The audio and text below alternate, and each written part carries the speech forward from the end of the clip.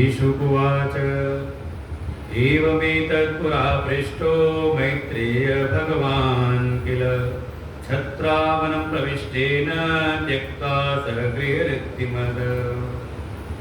श्रीमद्भागवत महापुराण की कथा का प्रारंभ नैमिषारण्य तीर्थ से, जहाँ 88,000 ऋषि विराजमान हैं। सत्रम स्वर्गाय लोकाय, स्वर्ग की कामना से प्रेरित होकर के एक दीर्घ यज्ञ सत्र का अनुष्ठान करके बैठे हैं।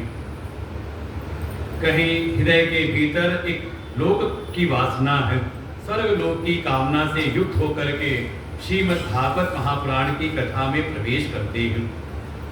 इसी कथा के अंतर्गत ही कथा आती है व्यास और नारद के मध्य संवाद के रूप में भी, जहाँ वक्ता हैं देवर्षि नारद और सुनने वाले हैं व्यास जी।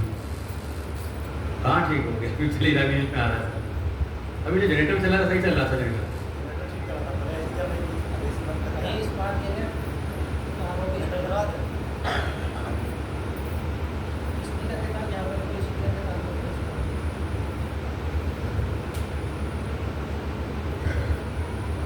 जो व्यास जी हैं, व्यास जी के भी हृदय के भीतर थोड़ी लोक कल्याण की भीतर एक इच्छा है, लोक संग्रह की भावना से युक्त होकर के कथा सुनते हैं। इसी कथा के मध्य जो मुख्य कथा का प्रसंग है, महामुनि सुखदेव जी और राजा परीक्षित, जो जगत में विख्यात हुई। कथाओं के प्रसंग तो अन्य स्थानों पर भी चल रहे हैं, लेकिन इन सभी स्थानों में सबसे ज्यादा ख्याति हुई राजा परीक्षित और महामुनि सुखदेव के मध्य जो श्रीमद्भागवत कथा का वाचन हुआ। कारण एक ही है कि राजा परीक्षित के चित्त के भीतर संसार की कोई वासना शेष नहीं, केवल और केवल वो आत्म कल्याण की भावना से युक्त होकर के महामुनि सुखदेव जी के शरणागत हैं। और ऐसे श्रेष्ठ शिष्य को प्राप्त करके महामुनि सुखदेव जी बड़े प्रसन्न चित्त के साथ में कथा सुनाते हैं।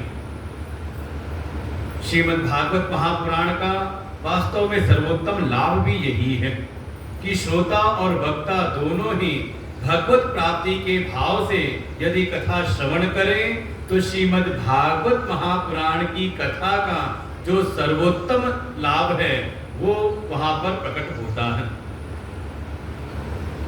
किंचित किसी के भी भीतर, चाहे वो श्रोता हो चाहे वक्ता हो, अगर किसी के भीतर भी अगर कृष्णार्थी भाव से अलग, भगवत प्राप्ति के लाभ से अलग, मोक्ष की प्राप्ति आत्म कल्याण से अतिरिक्त यदि कोई भी इच्छा है, चाहे वो श्रोता के हृदय में हो और चाहे वक्ता के हृदय में हो, श्रीमद्भागवत का जो परम लाभ है फिर वो प्रकट होने में संशय हो जाता है। इसलिए उत्तम कथा तो यही है कि श्रोता और वक्ता दोनों ही कृष्णार्थी भाव से, आत्म कल्याण के भाव से कथा का श्रवण करें। कथा के तीनों ही लाभ हैं, आध्यात्मिक लाभ, अधिदैविक लाभ और अधिभौतिक लाभ। अगर कोई कथा की शरण में रहे तो उसको संसार की भौतिक संपदाओं की भी कोई कमी नहीं रहती। कोई अधिदैविक लाभ से अपने कुल में अपने पितरों के निमित्त कथा को सुने तो उनका भी कल्याण होता है, लेकिन सबसे मुख्य तो है आध्यात्मिक लाभ। आत्म कल्याण की भावना से, कोई अपने मोक्ष की भावना से, कोई अपनी मृत्यु को सुधारने की भावना से अगर इस कथा का श्रवण करे तो श्रीमद्भागवत की उस पर परम कृपा होती है। श्रीमद्भागवत महापुराण की कथा वास्तव में मोक्षदायिनी कथा है, जिसको सुनकर के राजा परीक्षित को केवल 7 दिन के भीतर ही मोक्ष की प्राप्ति हुई। ऐसी दिव्य कथा सुना रहे हैं राजा परीक्षित को महामुनि सुखदेव जी। इसी कथा के अंतर्गत ही एक कथा का प्रसंग और प्रकट हुआ। संवाद होता है महात्मा विदुर और मैत्री ऋषि के मध्य में। एक समय भेंट हुई महात्मा विदुर की उद्धव जी से। स्थान है वृंदावन। और जब ये महात्मा विदुर की भेंट हुई उद्धव जी से, तो दोनों ही भगवान के परम भक्त हैं। और जब दोनों भगवान के परम भक्त मिलते हैं तो केवल और केवल भगवान की चर्चा। मच्चित्तः मद्गत प्राणः बोधयन्तः परस्परम कथयन्तः च मां नित्यं तुष्यन्ति च रमन्ति च। और यही भगवान के भक्तों का लक्षण है। भगवान के भक्त जब मिलते हैं तो भगवान के अतिरिक्त कोई और चर्चा वे नहीं करते। कथयन्तः च मां नित्यम, भगवान स्वयं कहते हैं कि ऐसे जो मेरे भक्त हैं वो मेरे ही विषय में चर्चा करते हैं। बोधयन्तः, आपस में उसी का चिंतन करते हुए केवल मेरा ही स्मरण करते हैं। यही है भगवान के भक्त का लक्षण। और ऐसी जब उद्धव और विदुर के बीच संवाद हुआ तो भगवान की चर्चा करते करते महात्मा विदुर भाव विभोर होकर के उद्धव जी की प्रशंसा करते हैं। हे उद्धव, तुम तो धन्य हो जिस पर भगवान की अहेतु कृपा हुई, तुम्हें तो उनका परम पावन सानिध्य की प्राप्ति हुई। तुम धन्य हो, तुम्हारा दर्शन करके मैं भी धन्य हो गया। बदले में उद्धव जी कहते हैं, हे महात्मा विदुर, हे विदुर, तुम्हारी भी कोई महिमा कम नहीं। जब अंतिम क्षणों में मैं भगवान के सानिध्य में था, भगवान मुझको भागवत तत्व का उपदेश कर रहे थे, वहीं पर मैत्री ऋषि विराजमान थे। जब भगवान कृष्ण ने हम दोनों को भागवत धर्म का उपदेश किया तो चलते चलते मैत्री ऋषि को आज्ञा दी कि हे मैत्रेयी, यदा कदा कहीं पर भी अगर देवर्षि नारद मिल जाएं तो उनको ये मेरा तत्वोपदेश प्रदान करना। हे महात्मा विदुर, तुम तो धन्य हो, भगवान अंतिम क्षणों में तुम्हारी स्मृति कर रहे थे, तुम्हारा स्मरण कर रहे थे। हे विदुर, तुम तो परम धन्य हो। जब ये बातें सुनी महात्मा विदुर तो अब भाव विभोर हो करके भगवान ने मेरा स्मरण किया, मेरे लिए संदेश छोड़ा मैत्री ऋषि के पास। यहाँ तो उद्धव जी से विदा लेकर के फिर चल पड़ते हैं जंगल जंगल वन वन में भटकते हुए। बस उनकी एक ही अभिलाषा है, ये मैत्री ऋषि कहाँ मिलेंगे। और चलते चलते इनकी भेंट हुई हरिद्वार में। हरिद्वार में विराजमान है मैत्री ऋषि। उनके पास जा करके महात्मा विदुर ने पूछा कि हे मैत्रेयी, भगवान ने मेरे लिए क्या संदेश दिया है। और मैं तो एक बात जानना चाहता हूँ कि ये संसार के जितने भी प्राणी हैं सब के सब सुख चाहते हैं, आत्यंतिक रूप से सुख की प्राप्ति करना चाहते हैं और उसी के लिए सब करते हैं प्रयत्न। सुखाय कर्माणि करोति लोको नतई सुखम वानिद पारमं वा। लेकिन ऐसी विडंबना दिखाई देती है कि जगत के सारे प्राणी सुख के लिए प्रयत्नशील हैं, लेकिन उनके उन प्रयत्नों के द्वारा उनको सुख की प्राप्ति होती दिखती नहीं। कर्म को आधार बना करके वो सुख चाहते हैं, लेकिन उन कर्मों के फलस्वरूप उनको उस परम आनंद की आत्यंतिक सुख की प्राप्ति होती नहीं। और साथ ही ये जो आत्यंतिक दुख की निवृत्ति ये भी उनके जीवन में संभव दिखती नहीं। हे मैत्रेयी, आप बताइए कैसे उन प्राणियों को आत्यंतिक रूप से दुखों से छुटकारा मिले और आत्यंतिक रूप से उनको सुख की प्राप्ति हो। मैत्री ऋषि ने कहा, हे महात्मा विदुर, तुम तो वास्तव में भागवत तत्व को ही श्रवण करना चाहते हो, क्योंकि ये जो तुमने रहस्य की बात पूछी है कि ये जीव को परम आनंद की प्राप्ति कैसे हो, इसके लिए ही भागवत तत्व प्रकट हुए हैं। भागवत तत्व के रहस्य को जो कोई जान ले, उसको भीतर धारण कर ले, वो परम आनंद की प्राप्ति कर लेता है। और फिर कथा हरिद्वार में प्रारंभ हो गई महात्मा विदुर और मैत्री ऋषि के मध्य में। और सृष्टि के प्रारंभ से कथा सुनाई कि जब भगवान नारायण से मात्र 4 श्लोकों में भागवत तत्व का ज्ञान मिला ब्रह्मा जी को, उन्होंने उस ज्ञान को आत्मसात करके भगवान की आज्ञा अनुसार प्रजाओं को उत्पन्न करने लगे। सबसे पहले उन्होंने अपनी मानसी सृष्टि में प्रकट किया भगवान के ही अंशावतार सनत कुमारों को, सनक, सनंदन, सनातन, सनत, ये 4 ब्रह्म कुमार प्रकट हुए। लेकिन पिता की आज्ञा मान करके ये प्रवृत्ति रूपी धर्म में इन्होंने प्रवेश नहीं किया। ब्रह्मा जी की तो चाह थी कि ये मेरे पुत्र हैं, ये भी प्रजाओं को उत्पन्न करके प्रजाओं का विस्तार करें, सृष्टि का विस्तार करें। लेकिन ये चारों ब्रह्म कुमारों ने निवृत्ति के मार्ग को स्वीकार किया, संन्यास्त हो करके चले गए बद्री विशाल धाम में और वहीं पे तत्व का चिंतन करते हुए समय व्यतीत करने लगे। सत्संगार्थम समायाता, सत्संग करते हुए, ज्ञान की चर्चा करते हुए ही वे अपने समय को व्यतीत करने लगे। और जब पुत्रों ने बात नहीं मानी, जैसे आपके बच्चे आपकी बात न माने, तो भीतर क्रोध तो उत्पन्न होता ही है। ये ब्रह्मा जी की भी आंखें लाल नीली हो गई, भृकुटियां तन गई, और इसी क्रोध की दशा में उनके भृकुटी के मद से ही रुद्र गण प्रकट हुए। एकादश रुद्र प्रकट हुए। पिताजी क्या आज्ञा है? ब्रह्मा जी ने कहा सृष्टि का विस्तार करो, प्रजाओं को उत्पन्न करो। और फिर रुद्रगण लग गए प्रजा उत्पन्न करने में, तो जैसे स्वयं बिल्कुल विकराल रूप में है, ऐसी ही सृष्टि करने लगे। करते करते सबको लगी भूख, क्या खाया जाए, खाने को कुछ बनाया नहीं।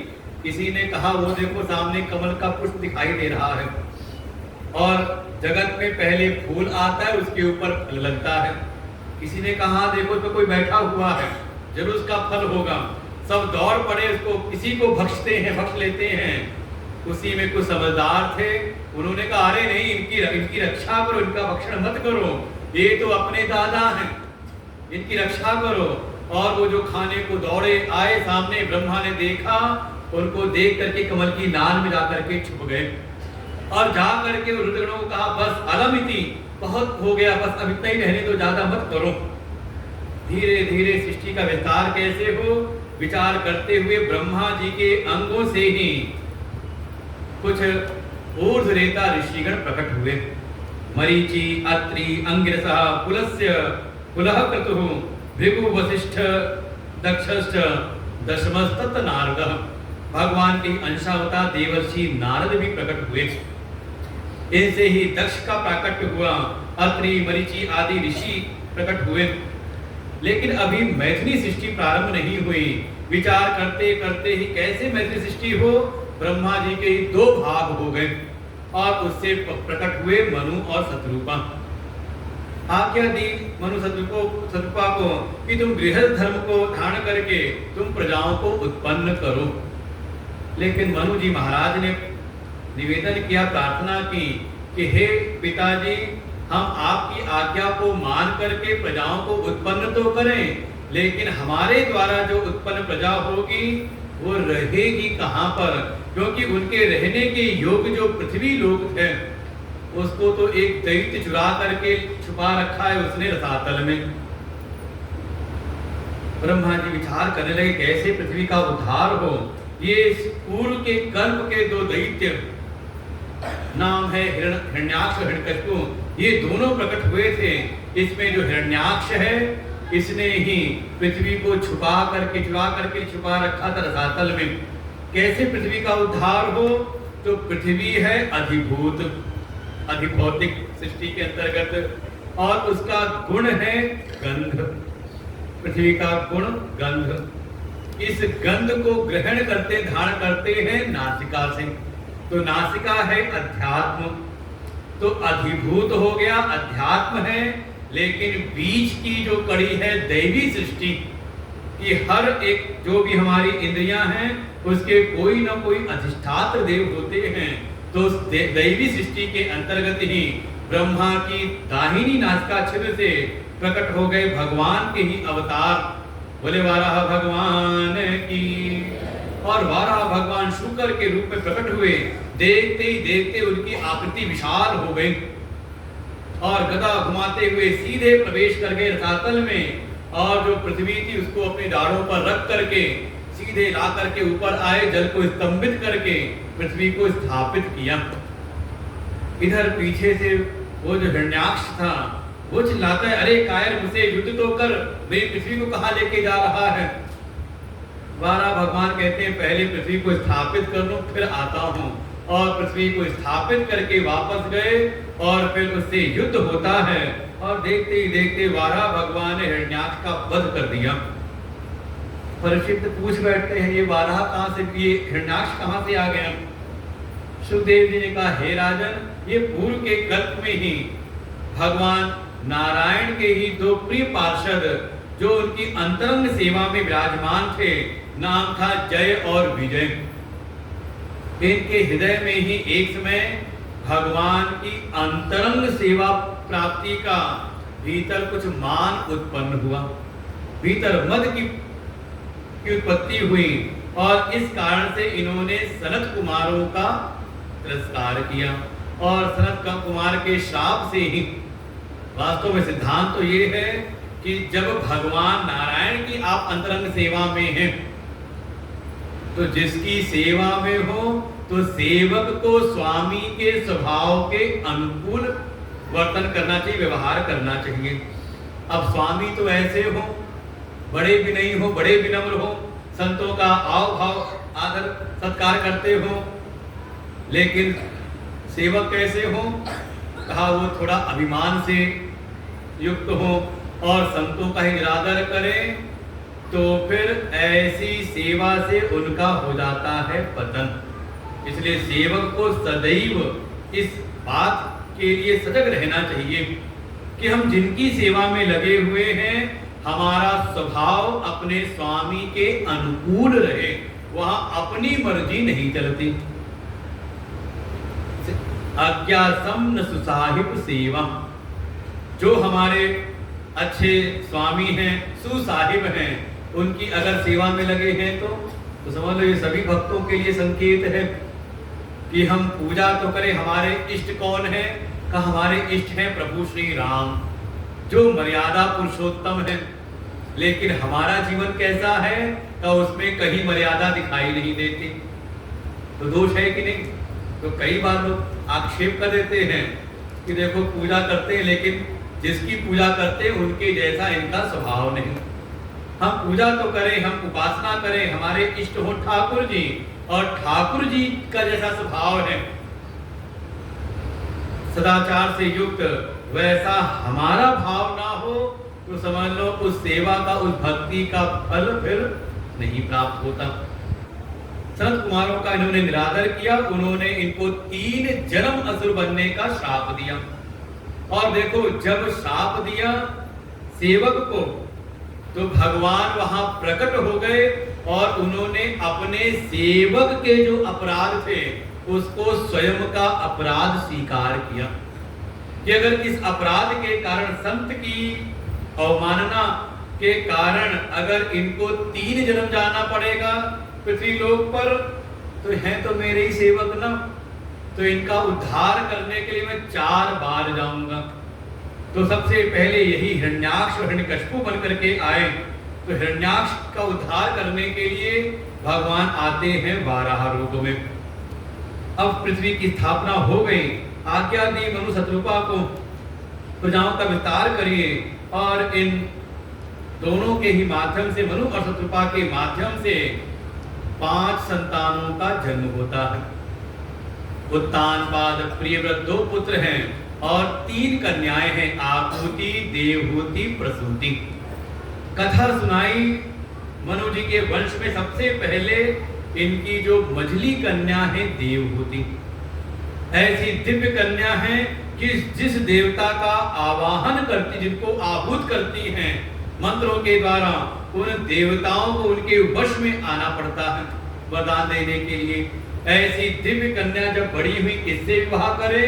तो ब्रह्मा से ही उत्पन्न हुए हैं, कर्दम ऋषि परम तपस्वी हैं। मनु और शत्रुपा ने जाकर के देवहूति का विवाह कर दिया उन तपस्वी कर्दम जी के साथ। अब यहाँ विवाह हुआ और विवाह के बाद ये जो कर्दम ऋषि हैं ये विराजमान हो गए तपस्या में, अपनी समाधि पे लग गए, अपनी तपस्या में लग हो गए। इनको ध्यान भी नहीं रहा कि इनका विवाह हो गया है, भूल गए। लेकिन जो इनकी पत्नी है देवहूति, बड़े भाव के साथ सेवा में लगती है। और यहाँ सुंदर स्वरूप दिखाया सेवा का कि अगर हम सेवा में लगे हो तो सेवा कैसे हो। तो 2 श्लोकों में बताया है। पहले कहा है कि किन किन गुणों को भीतर धारण करके सेवा करनी चाहिए और किन दुर्गुणों से बचना चाहिए सेवा में। मैत्री उवाच विश्रम्भेणात्म शौचेन गौरवेण तमेन च शुश्रूषया सहदेन वाचा मधुरया च हो। जो देवहूति माँ है, जो सेवा में लगी हुई है, तो किस प्रकार से सेवा कर रही है? तो कहा विश्रम्भेण, कहा सबसे पहले तो दृढ़ विश्वास के साथ में कि जिनकी सेवा में लगी हैं उन पर परम विश्वास है, किंचित भी कोई संदेह नहीं कि मेरी सेवा का क्या फल होगा, एक विश्वास भीतर उनके है। फिर आत्म शौचेन, बड़ी सजगता से अपनी पवित्रता को धारण करते हुए, अपने मन को पवित्र रखते हुए, भाई श्रेष्ठ की अगर सेवा करनी है तो वैसे हमें भी श्रेष्ठ बनना पड़ता है। अच्छा, भगवान की पूजा करनी, सेवा करनी हो तो वहां विधान है कि देवता की उपासना करनी है तो पहले अपने भीतर देवत्व को लाना पड़ता है। कम से कम देव उपासना में बैठना है तो पहले अपने आप को हम शुद्ध करें, पवित्र करें। मंदिर में प्रवेश करना हो तो स्नान, शौच इत्यादि क्रिया करने के बाद फिर भीतर बाहर की पवित्रता भी हम कर लें, स्वच्छ वस्त्रों को पहन करके तो हम देवताओं की उपासना करें। तो आत्म शौचेन, पवित्रता का ध्यान रखते हुए।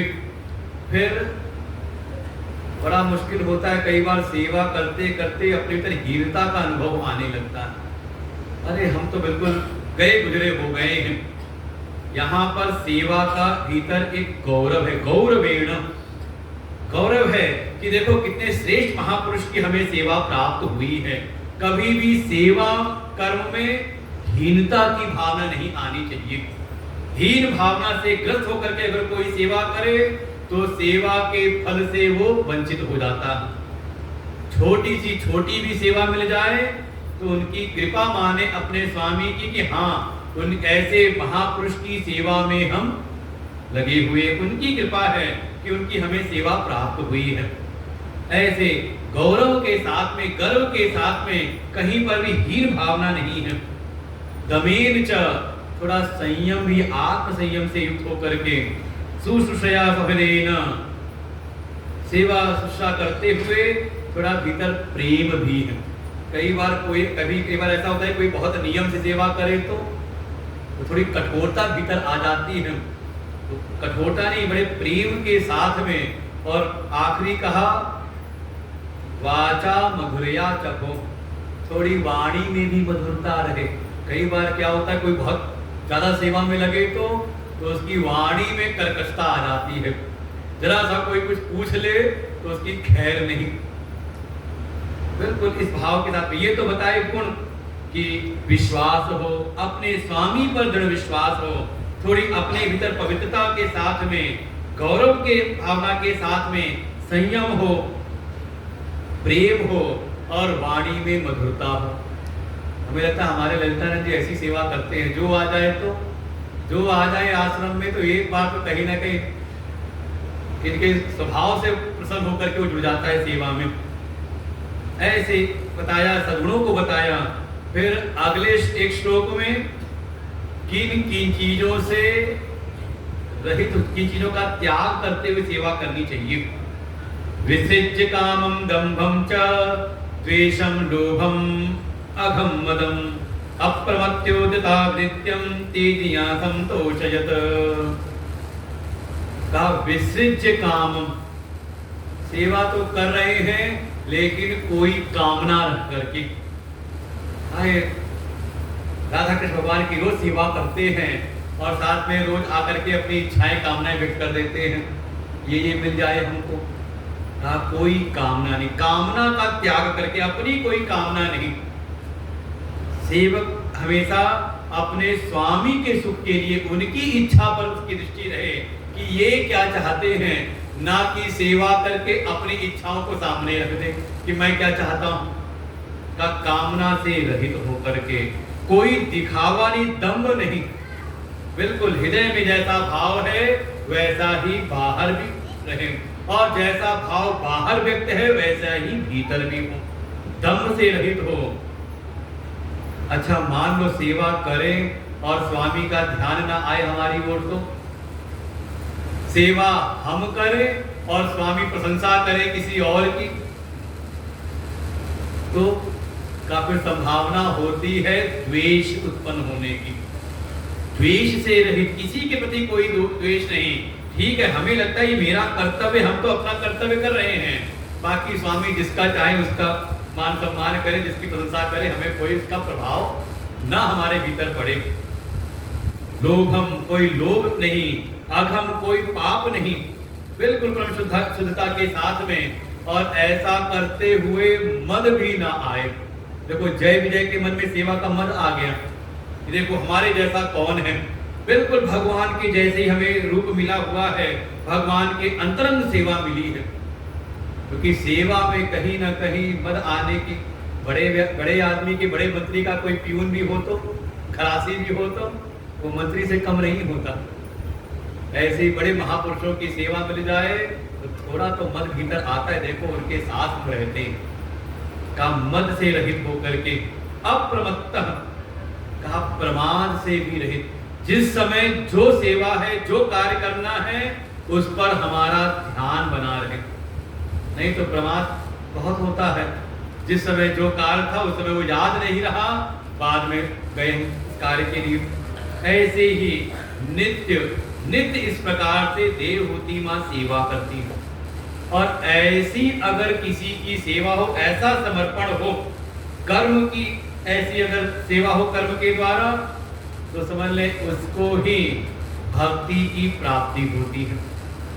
कदम ऋषि प्रसन्न हुए और फिर इन दोनों के माध्यम से इनके यहाँ 9 कन्याओं का जन्म होता है। ये 9 कन्याएं वास्तव में 9 प्रकार की भक्ति है। इसलिए गीता में देखें तो श्रीमद् भगवत गीता में भगवान ने 3 योग का प्रतिपादन किया है। प्रारंभ के 6 अध्याय कहा कर्म परक है, कोई भीतर निष्काम भाव से अपनी सेवा को समर्पित करे तो उसका प्रवेश होता है भक्ति में।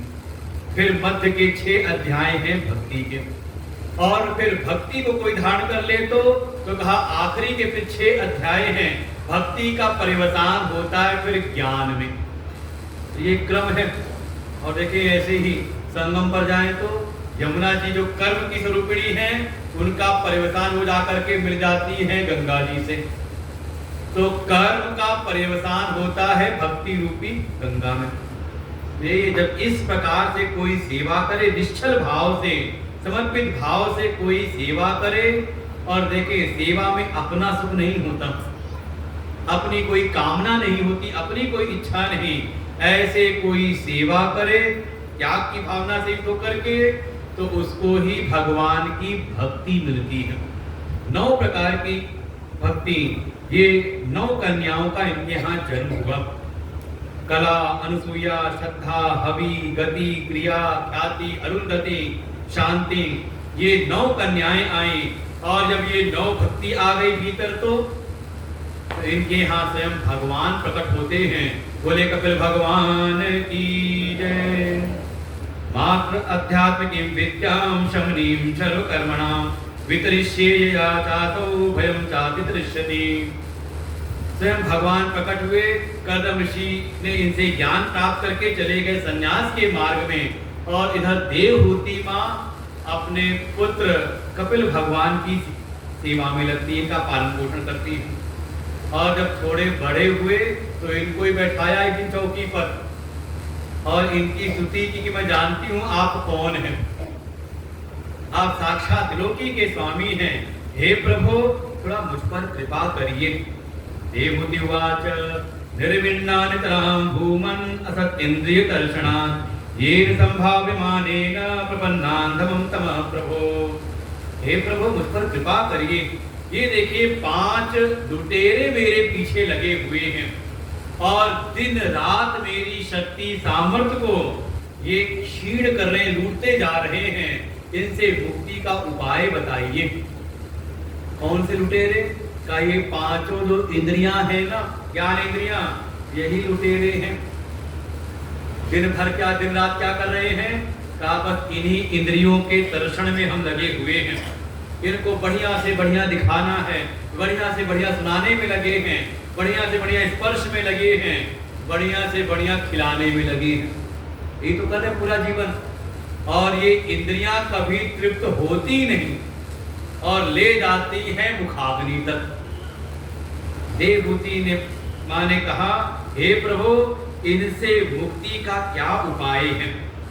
तम त्वागताहं शरणं शरण्यं स्वभेत संसार तरो कुठारं जिज्ञासयाहं प्रकृते पुरुषस्य नमामि तद्धर्मविदां वरिष्ठम्। हे प्रभु, मैं आपकी शरण में हूँ, आप मेरा मार्गदर्शन करिए। और स्वयं कपिल भगवान अपनी देवहूति माँ को उपदेश करते हैं। उनको उपदेश किया सांख्य योग का, प्रकृति और पुरुष के विधान का वर्णन किया। 24 तत्वों से सारे जगत की उत्पत्ति होती है और इसको भी आधार मिलता है पुरुष का। प्रकृति पुरुष के स्वरूप का वर्णन किया। फिर उन परम पुरुष की प्राप्ति का जो साधन है अष्टांग योग, उसका भी साधन के रूप में निरूपण किया। यम, नियम, आसन, प्राणायाम, प्रत्याहार, धारणा, ध्यान, और फिर इसके बाद समाधि में आकर के कैसे भगवत तत्व का अनुभव करना है वो साधना बताई। और साथ ही भक्ति योग का भी निरूपण किया कि बिना भक्ति के भगवान प्रसन्न नहीं होते, और भक्ति की प्राप्ति हो जाए तो कहा भक्ति से हृदय शुद्ध होता है और उसको सहज ही भगवान की प्राप्ति होती है। कपिल भगवान से ये उपदेश सुन करके ये जो देवहूति माँ है ये हो गई सिद्ध। जहां पर इनको सिद्धि मिली वो स्थान ही हो गया सिद्धपुर, और ये एक सरोवर के रूप में प्रवाहित हो गई। वास्तव में यही भक्ति की पूर्णता है। किसी को ज्ञान की प्राप्ति हो जाए, ज्ञान का तत्व में स्थित हो जाए, या उसको पराभक्ति की प्राप्ति हो जाए, तो इसका लक्षण यही है कि उसके द्वारा ज्ञान और भक्ति का प्रचार प्रसार कितना हो रहा है। अगर आपकी भक्ति का रंग आपके आस पड़ोस के लोगों में अगर नहीं लगता तो समझ लें अभी कहीं ना कहीं भक्ति में कोई कमी है। हमारी भक्ति का रंग, हमारे जो भी इष्ट मित्र हैं, हमारा जो समाज है, अगर उसमें हमारे द्वारा विस्तारित हो तो समझो कि हाँ, ये तो देवर्षि नारद ने प्रतिज्ञा की थी कि जब तक घर घर में जन जन में हे भक्ति आपको प्रतिष्ठित ना कर दूं, तब तक मैं अपने आप को आप भगवान का भक्त नहीं कहलाऊंगा। मैत्रेय उवाच मनोस्तु सतरूपायां तिस्रः कन्यासु जज्ञिरे आपूति देवहूतिश्च प्रसूतिरिति विश्रुताः आपूतिं च प्रादादपि भानुं भातिमतीं नृपः पुत्रिका धर्ममाश्रित्य शतरूपानुमोदितः। कथा आगे सुनाई। जो मनु महाराज जी की जो बड़ी कन्या थी, नाम है आपूति। देवहूति का विवाह किया कर्दम ऋषि के साथ। 9 कन्याओं के बाद, 9 प्रकार की भक्ति की स्वरूपिणी कन्याओं के बाद भगवान कपिल रूप में आए। ऐसी जो इनकी बड़ी कन्या है आपूति, इनका विवाह किया एक प्रजापति है, नाम है रुचि। रुचि नाम के प्रजापति से आपूति का विवाह किया और इनके यहाँ स्वयं भगवान प्रकट होते हैं। बोले यज्ञ पुरुष भगवान की। यज्ञ पुरुष रूप में स्वयं भगवान प्रकट हुए और इनका जो विवाह हुआ, इनकी पत्नी का नाम दक्षिणा। मतलब यज्ञ हो और दक्षिणा न दी जाए तो कहा फिर वो यज्ञ कैसा है? कहा वो तमोगुणी यज्ञ है, मंत्रहीनम अदक्षिणम। कहा तमोगुणी यज्ञ, फिर उससे भगवान की प्राप्ति नहीं होती। जो छोटी कन्या की प्रसूति, दक्षाय ब्रह्मपुत्राय प्रसूतिम भगवान मनु जी ने अपनी छोटी कन्या प्रसूति का विवाह किया। ब्रह्मा के ही पुत्र हैं दक्ष, ब्रह्मा से प्रकट हुए हैं। दक्ष के साथ इनका विवाह किया और इनके यहाँ पर एक एक करके 16 कन्याओं का जन्म हुआ। एक साथ 13 कन्याओं का विवाह कर दिया धर्म के साथ में। ये सब धर्म के लक्षण हैं। श्रद्धा, मैत्री, दया, शांति, तुष्टि, पुष्टि, क्रिया, उन्नति, बुद्धि, मेधा, प्रतीक्षा ही, मूर्ति, इन सबके पुत्र प्रकट हुए, उनका भी नाम दिया। और इन्हीं में जो 13वीं कन्या है मूर्ति देवी, इनके और धर्म के माध्यम से स्वयं भगवान प्रकट होते हैं। बोलिए नारायण भगवान की। तात्पर्य है कि जीवन में धर्म की प्रतिष्ठा हो और धर्म से युक्त होकर के कोई भगवान की उपासना करे, भगवान के विग्रह की उपासना करे, तो उसको भगवत प्राप्ति निश्चित हो जाती है। समस्या ये है कि हम भगवान की उपासना तो करते हैं, लेकिन धर्म के विधान को नहीं जानते। मनमाना जीवन व्यतीत करते हुए भगवान को पाना चाहते हैं, कहा तभी भगवत प्राप्ति में देर होती है। भगवान की प्राप्ति करनी है तो मार्ग है धर्म का। इसीलिए चारों पुरुषार्थों में सबसे पहले आता है धर्म। धर्म, अर्थ, काम और मोक्ष। जब कोई धर्म को धारण करते हुए धर्म से युक्त होकर के अर्थ काम का संचय करता है, तो उसके जीवन में मोक्ष का मार्ग, मुक्ति का मार्ग प्रशस्त हो जाता है, निश्चित हो जाता है।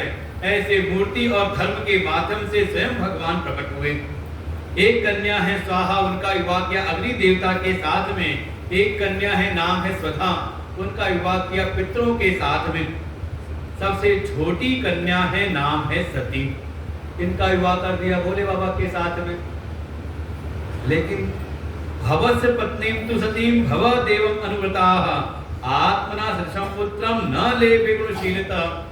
बाकी जो कन्याओं का विवाह किया, सबके यहाँ तो पुत्र संतान की उत्पत्ति हुई, लेकिन सती और शिव जी का वंश आगे बढ़ा नहीं।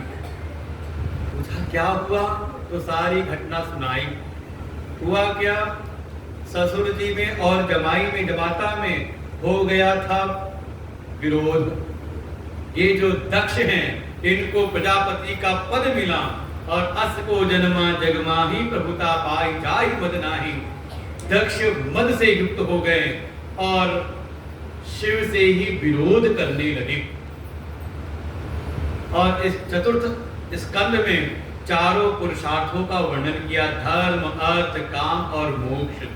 और धर्म पुरुषार्थ की कथा में कथा सुनाई दक्ष प्रजापति की, जो धर्म तो करता है लेकिन धर्म का प्रयोजन भगवत प्राप्ति नहीं। देखो, धर्म का जो विधान है वो है अंतःकरण की शुद्धि के लिए। चित्तस्य शुद्धये कर्म, हमारे जो भी कर्म है, हमारी जो भी चेष्टाएं हैं, वो जब धर्म से युक्त होती हैं तो हमारा हृदय शुद्ध होता है, संसार के विषयों से थोड़ी हमारी विरक्ति होती है। और जब हृदय शुद्ध हो तो वो मुक्ति का पात्र होता है, भगवत प्राप्ति का पात्र होता है। लेकिन कोई धर्म करे और भगवान से ही विरोध कर ले तो उसके द्वारा अनुष्ठान किए हुए धर्म का ही विध्वंस होता है। ये दक्ष ने यज्ञ का अनुष्ठान किया, लेकिन उस यज्ञ का जो लक्ष्य था वो अंतःकरण की शुद्धि नहीं, बल्कि भगवान को नीचा दिखाना। धर्म के द्वारा वो अपने मिथ्या व्यक्तित्व को ही पुष्ट करने का प्रयास करने में लग गया कि हाँ, जगत में मेरी प्रतिष्ठा हो जाए, और इसमें भगवान की करता है वो अवमानना। भगवान को नीचा दिखाने के लिए उसने यज्ञ किया, भगवान ने उसके उस मद से युक्त यज्ञ का विध्वंस किया। और जो ज्यादा मैं करता है ना, तो समझ लो उसकी गति होती है, अगला दिन उसको बकरे का ही मिलता है। भगवान कहते बड़ा मैं करते थे ना, जाओ अब बकरा बन के मैं करते रहो, कुछ और बोलोगे ही नहीं। वही गति हुई दक्ष की, उसका मस्तक कटता है। देखो, ये अभिमान का प्रतीक है। जब वीरभद्र आए, सारे यज्ञ का विध्वंस किया, तो जब दक्ष मिले तो इनका ये मस्तक काट करके यज्ञग्नि में ही स्वाहा कर दिया। कहते हैं ये है यज्ञ की पूर्णता।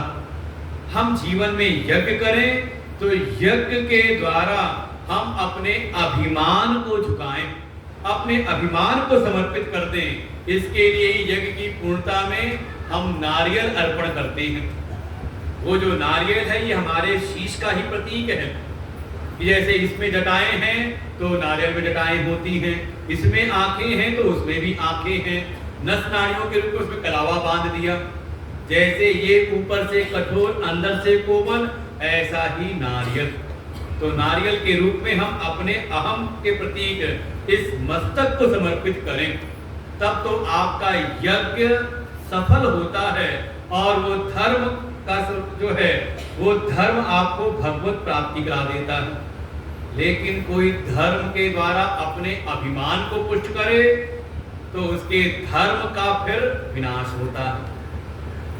ऐसी धर्म पुरुषार्थ कथा सुनाई समझाने के लिए कि धर्म के द्वारा अपने अभिमान का पोषण ना करें, बल्कि अपने अभिमान को भगवत चरणों में हम समर्पित कर दें। कथा सुनाई आगे अर्ध पुरुषार्थ की, जिसमें कथा आती है भगवान के परम भागवत हैं ध्रुव जी। प्रियवतोत्तानपादौ शतरूपापते सुतौ वासुदेवस्य कलया रक्षायां जगतस्तौ। मनु और शत्रुपा की 3 कन्याओं का वर्णन कर दिया। आपूति, देवहूति और प्रसूति, तीनों के ही वंश में भगवान का अवतरण हुआ है। कथा सुनाई जो इनके बड़े पुत्र हैं उत्तानपाद। उत्तानपाद की 2 पत्नियां थी, बड़ी पत्नी का नाम सुनीति, छोटी पत्नी का नाम सुरुचि। जो बड़ी पत्नी है इनकी राजा करते हैं उपेक्षा, दासियों जैसी स्थिति है। और इनके यहाँ पुत्र हुए, नाम रखा ध्रुव।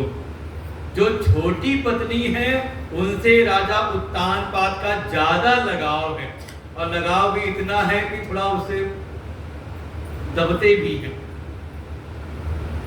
सुरुचि के माध्यम से पुत्र हुआ, संतान हुई, नाम रखा उत्तम। घटना हुई एक दिन राजमहल में, ये जो राजा उत्तानपाद हैं अपने छोटे पुत्र उत्तम को अपनी गोद में बिठा करके दुलार कर रही हैं। पास में बैठी है बगल में सुरुचि। आगे सुनीति के पुत्र ध्रुव, उनके मन में हुआ कि मैं भी पिता की गोद में बैठ करके मैं भी पिता का प्रेम प्राप्त करूं। लेकिन जो ही बैठने को गए ऊपर, वो बगल में बैठी सुरुचि हाथ पकड़ के नीचे उतार देती है और बहुत सारे कठोर वचन भी कहती है। पुत्र पालोसी वत्नात्मानम अन्य श्री गर्भ समृतम। हे ध्रुव, तू भले राजा का पुत्र है, लेकिन तूने मेरे गर्भ से जन्म नहीं लिया है, इसलिए तू राज सिंहासन की ओर बढ़ने की इच्छा मत कर। वहां तो केवल वही बैठ सकता है जो मेरे गर्भ से जन्म ले। हाँ, तेरे मन में अगर ऐसी कोई इच्छा हो कि मैं भी राज सिंहासन पर बैठूं, राजा की गोद में बैठूं, तो उसके लिए कहा जाकर के तपस्या कर। तपसा आराध्य पुरुषम तत्सैवानुग्रहेण में गर्भे त्वं साधयात्मानं यदिच्छसि निपासनम्। अगर तेरे मन में इस पद की प्राप्ति, राजपद पर आसीन होने की तनिक भी तेरे भीतर इच्छा है, तो जा करके जंगल में आराधना कर, तपस्या कर। उन परम पुरुष की आराधना कर, तपस्या कर। और जब तेरी तपस्या से वो प्रसन्न हो जाए ना, वरदान देने को आए, तो उनसे यही वरदान मांग लेना कि हे प्रभु, मुझको सुरुचि के गर्भ से जन्म दे दो। मेरे गर्भ से जन्म लेने मात्र से ही तू राज सिंहासन पर बैठने का अधिकारी हो जाएगा। ऐसे तिरस्कार करके वहां से निकाला। रोते हुए गए अपनी मां सुनीति के पास में। जब सारी खबर मिली सुनीति को, सुनीति ने सबसे पहली जो बात कही, हे ध्रुव, मंगलम तात्परेश संस्था घूमते जनो यत् पर दुख सत्यम सृक्षाभितम भवान में यदुर्भाग्या उदरे गृहीत। सबसे पहली बात सुरुचि ने जो कही, बताया सुरुचि ने जो बात कही उसने सत्य ही कहा है। तेरा जन्म तो दुर्भाग्य के गर्भ से हुआ है, ये बात सत्य ही है। लेकिन हे ध्रुव, हे पुत्र, अपने मन के भीतर किसी के अमंगल की भावना लेकर के मत आओ। देखो, सबसे बड़ा ये जो उपदेश किया अपने पुत्र को, कहा हे पुत्र, किसी के अहित की भावना मन में लेकर के मत आना। मां अमंगलम तात, किसी के प्रति भी विद्वेष की भावना मत रखना। वास्तव में ये जो द्वेष की भावना है, ये हमारी संचित जो ऊर्जा है, जो शक्ति सामर्थ्य है, उसका क्षरण कर देती है। इसलिए जो भी साधना पथ पर हो, भक्ति के मार्ग में हो, कभी किसी के अहित की बात नहीं सोचनी चाहिए। ये नहीं जरा सी बात पर जा तेरा सत्यानाश हो जा, अरे इतना कहने लगे हो, जाओ तेरा भी भला हो, जा तुझको भी सद्बुद्धि मिले, जा तुझ पर भी भगवान की कृपा हो, है कि नहीं। लेकिन दिन भर कहीं ना कहीं थोड़ी सी साधना की, लगा कि हाँ कुछ मिल गया अब हमारे पास, कुछ हमारी भी बात एक दो बार भी अगर हमारी बात सिद्ध हो जाए, सत्य हो जाए, तो मन में आता है अब जो कोई ऐसा कुछ करे तो तुरंत सांप लेने को निकलता है, इसलिए क्या तेरा सत्यानाश हो जाए। सुनीति माँ कहती है, हे पुत्र, द्वेष रख करके जीवन नहीं जीना चाहिए। और हाँ, एक बात तेरी सुरुचि माँ ने बिल्कुल सही कही है, अगर मन के भीतर संसार में किसी भी पद की इच्छा हो तो इधर उधर क्यों आस लगानी, सीधे जो त्रिलोकी के स्वामी हैं, परम पुरुष हैं, जा करके उनकी आराधना करनी चाहिए। और अपने पुत्र को प्रेरित किया और देवर्षि ये जो हैं ध्रुव, ये चल पड़ते हैं तपस्या करने के लिए, और निकलते ही की भेंट हो जाती देवर्षि नारद से।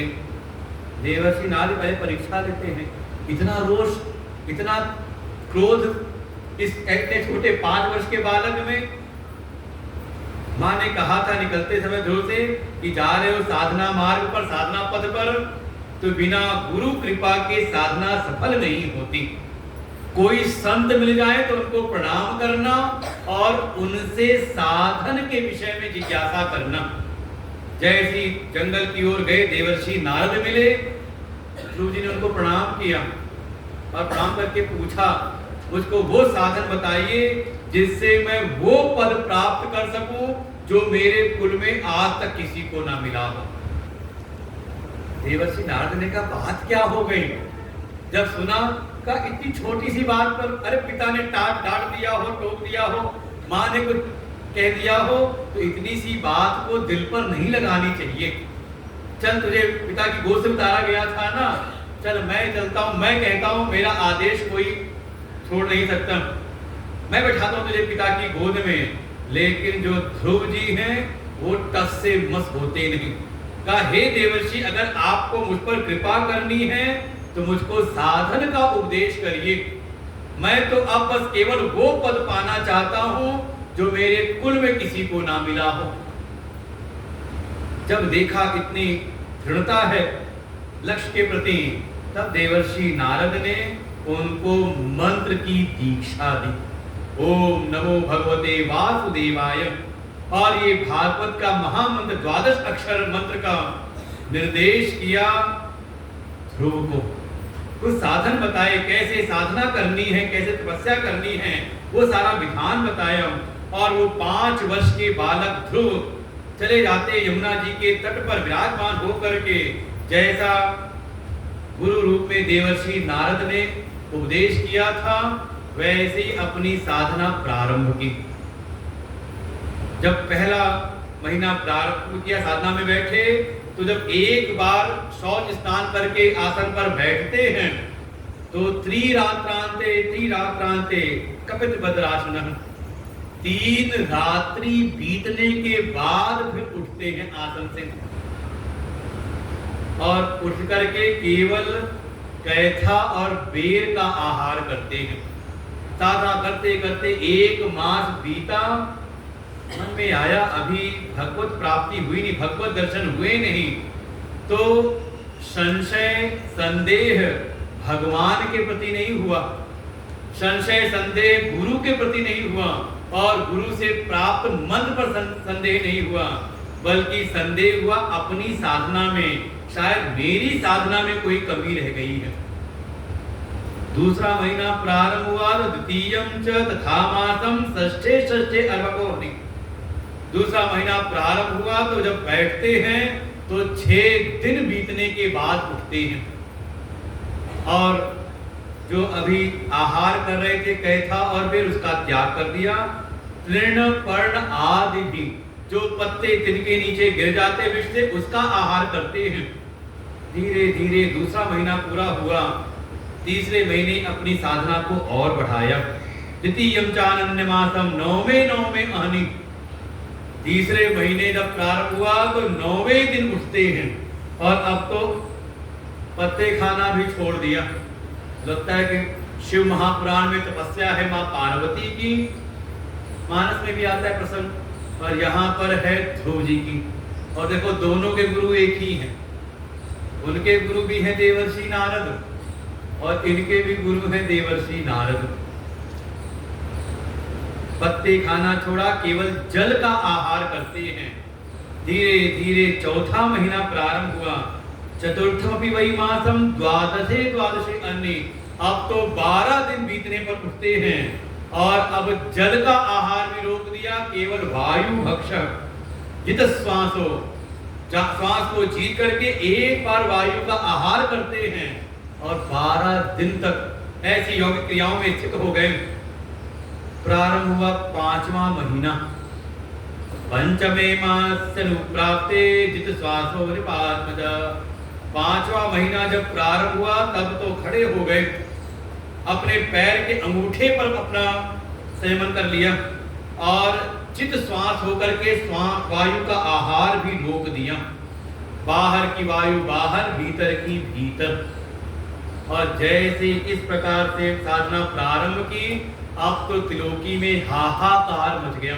सारे जो देवता हैं वो पीड़ित होने लगे, क्योंकि जो देवता समष्टि में है वही देवता अपने अंश से व्यष्टि में भी विराजमान है। सारे देवता पीड़ित होने लगे, पहुंचे इंद्र के पास में, देवराज कुछ करिए। देवताओं के साथ इंद्र गए भगवान नारायण के पास में। भगवान ने कहा मां भयभीत न हो, ये मेरा भक्त है जो कठोर तप कर रहा है मेरी प्राप्ति के लिए, तुम चिंता ना करो, तुम्हारा कुछ जाने वाला है नहीं। ये तो इंद्र को यही लगता है कि बस कोई भक्त लगा तपस्या में तो मेरा इंद्र का सिंहासन गया। कहते मां भयभीत मत हो, मैं जा रहा हूं। और स्वयं भगवान आकर के सामने प्रकट हो गए। लेकिन सद्गुरु कृपा, देवर्षि नाथ की कृपा से ध्रुव जी के भीतर स्वतः ही भगवान की छवि हृदय में प्रकट हो गई। भगवान के दर्शन करके बिल्कुल रोम रोम पुलकित है उनके। भगवान सामने आ गए, आंख खोलते नहीं। एक बार भीतर का आनंद मिल जाए तो, अपने साक्षी चैतन्य स्वरूप परमात्मा का भीतर अनुभव हो जाए तो फिर जगत के कोई भी जो विषय हैं वो फिर रास नहीं आते। तब भगवान ने अपना वेदमय शंख ध्रुव के गालों पर स्पर्श कराया और स्पर्श होते ही सारी वेद राशियां ध्रुव जी के भीतर प्रकट हो गई। और जब आंख खोली तो देखा जो भीतर थे वही बाहर है। ध्रुव जी ने स्तुति की भगवान की। ध्रुववाच योऽन्त प्रविश्य मम वाच मिमां प्रसुप्तां संजीवयत् अखिल शक्तिधर सदाम्ना।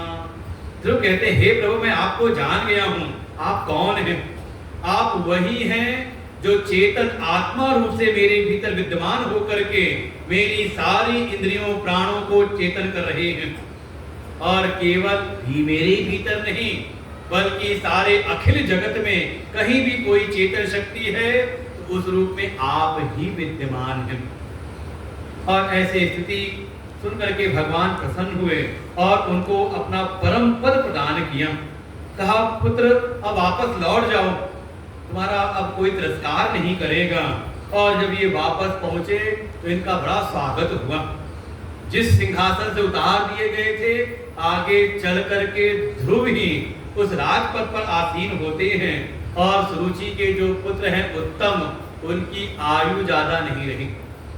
युवा अवस्था में यक्षों के साथ कभी मुठभेड़ हुई और यक्षों के द्वारा उत्तम मारे जाते, अल्प आयु के हुए।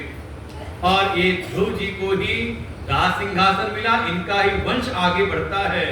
और जब इनका अंतिम समय आया तब तो स्वयं मृत्यु देवता आए विमान लेकर के कहा ध्रुव जी से, हे ध्रुव जी, अब आपकी आयु पूर्ण हुई है, अब चलिए आपको जो नित्य पद प्राप्त हुआ है, चलिए मैं आपको ले चलता हूँ। जब ध्रुव जी चढ़ने लगे रथ पर तो रथ थोड़ा ऊंचा था, तब मृत्यु देवता ने अपना मस्तक झुका दिया, इशारा किया मेरे मस्तक पर पैर रख करके आप चढ़ जाइए। और मृत्यु और मूर्धिम पदम दत्वा आरोह अद्भुतम गृहम, और ये जो ध्रुव जी हैं मृत्यु के मस्तक पर सर रख करके आरूढ़ हो जाते हैं। और फिर जब चलने लगे तब इन्होंने पूछा, अरे जिनकी कृपा से, वास्तव में जिन्होंने मुझको प्रेरित किया था भगवत भक्ति के मार्ग में, ऐसी मेरी माँ का क्या हुआ, मैं उनको भी देखना चाहता हूँ। वो जो साथ में भगवान के पार्षद थे उन्होंने कहा, हे ध्रुव जी, आपके रथ के विमान के आगे आगे जो चमकता हुआ विमान आगे जा रहा है उस पर आपकी माँ सुनीति विराजमान है। दर्शयामास तु देवी पुरो यानेन गच्छतीम, पुत्रवती युवती जग सोई, रघुपति भगत जास सुत हुई। वास्तव में उसी की महिमा है, वही पुत्रवान है जिसका पुत्र भगवान की भक्ति के मार्ग में लग जाए। ऐसे स्मृति का भी कल्याण हुआ और ध्रुव जी को नित्य लोक की प्राप्ति हुई। वास्तव में जो एक कथा है, ये कथा है वेद की। वेदों में वर्णन किया कि प्रत्येक प्राणी के सामने दो मार्ग आते हैं, एक श्रेय का मार्ग और एक प्रेय का मार्ग। श्रेयश्च प्रेयश्च मनुष्य में तौ संप्रीत विरक्ति धीरः।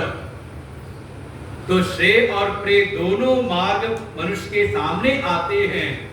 जो विवेकी हैं, जो धैर्यवान हैं, जो समझदार हैं, वो प्रेय का वर्णन ना करके वो श्रेय के मार्ग का वर्णन करते हैं।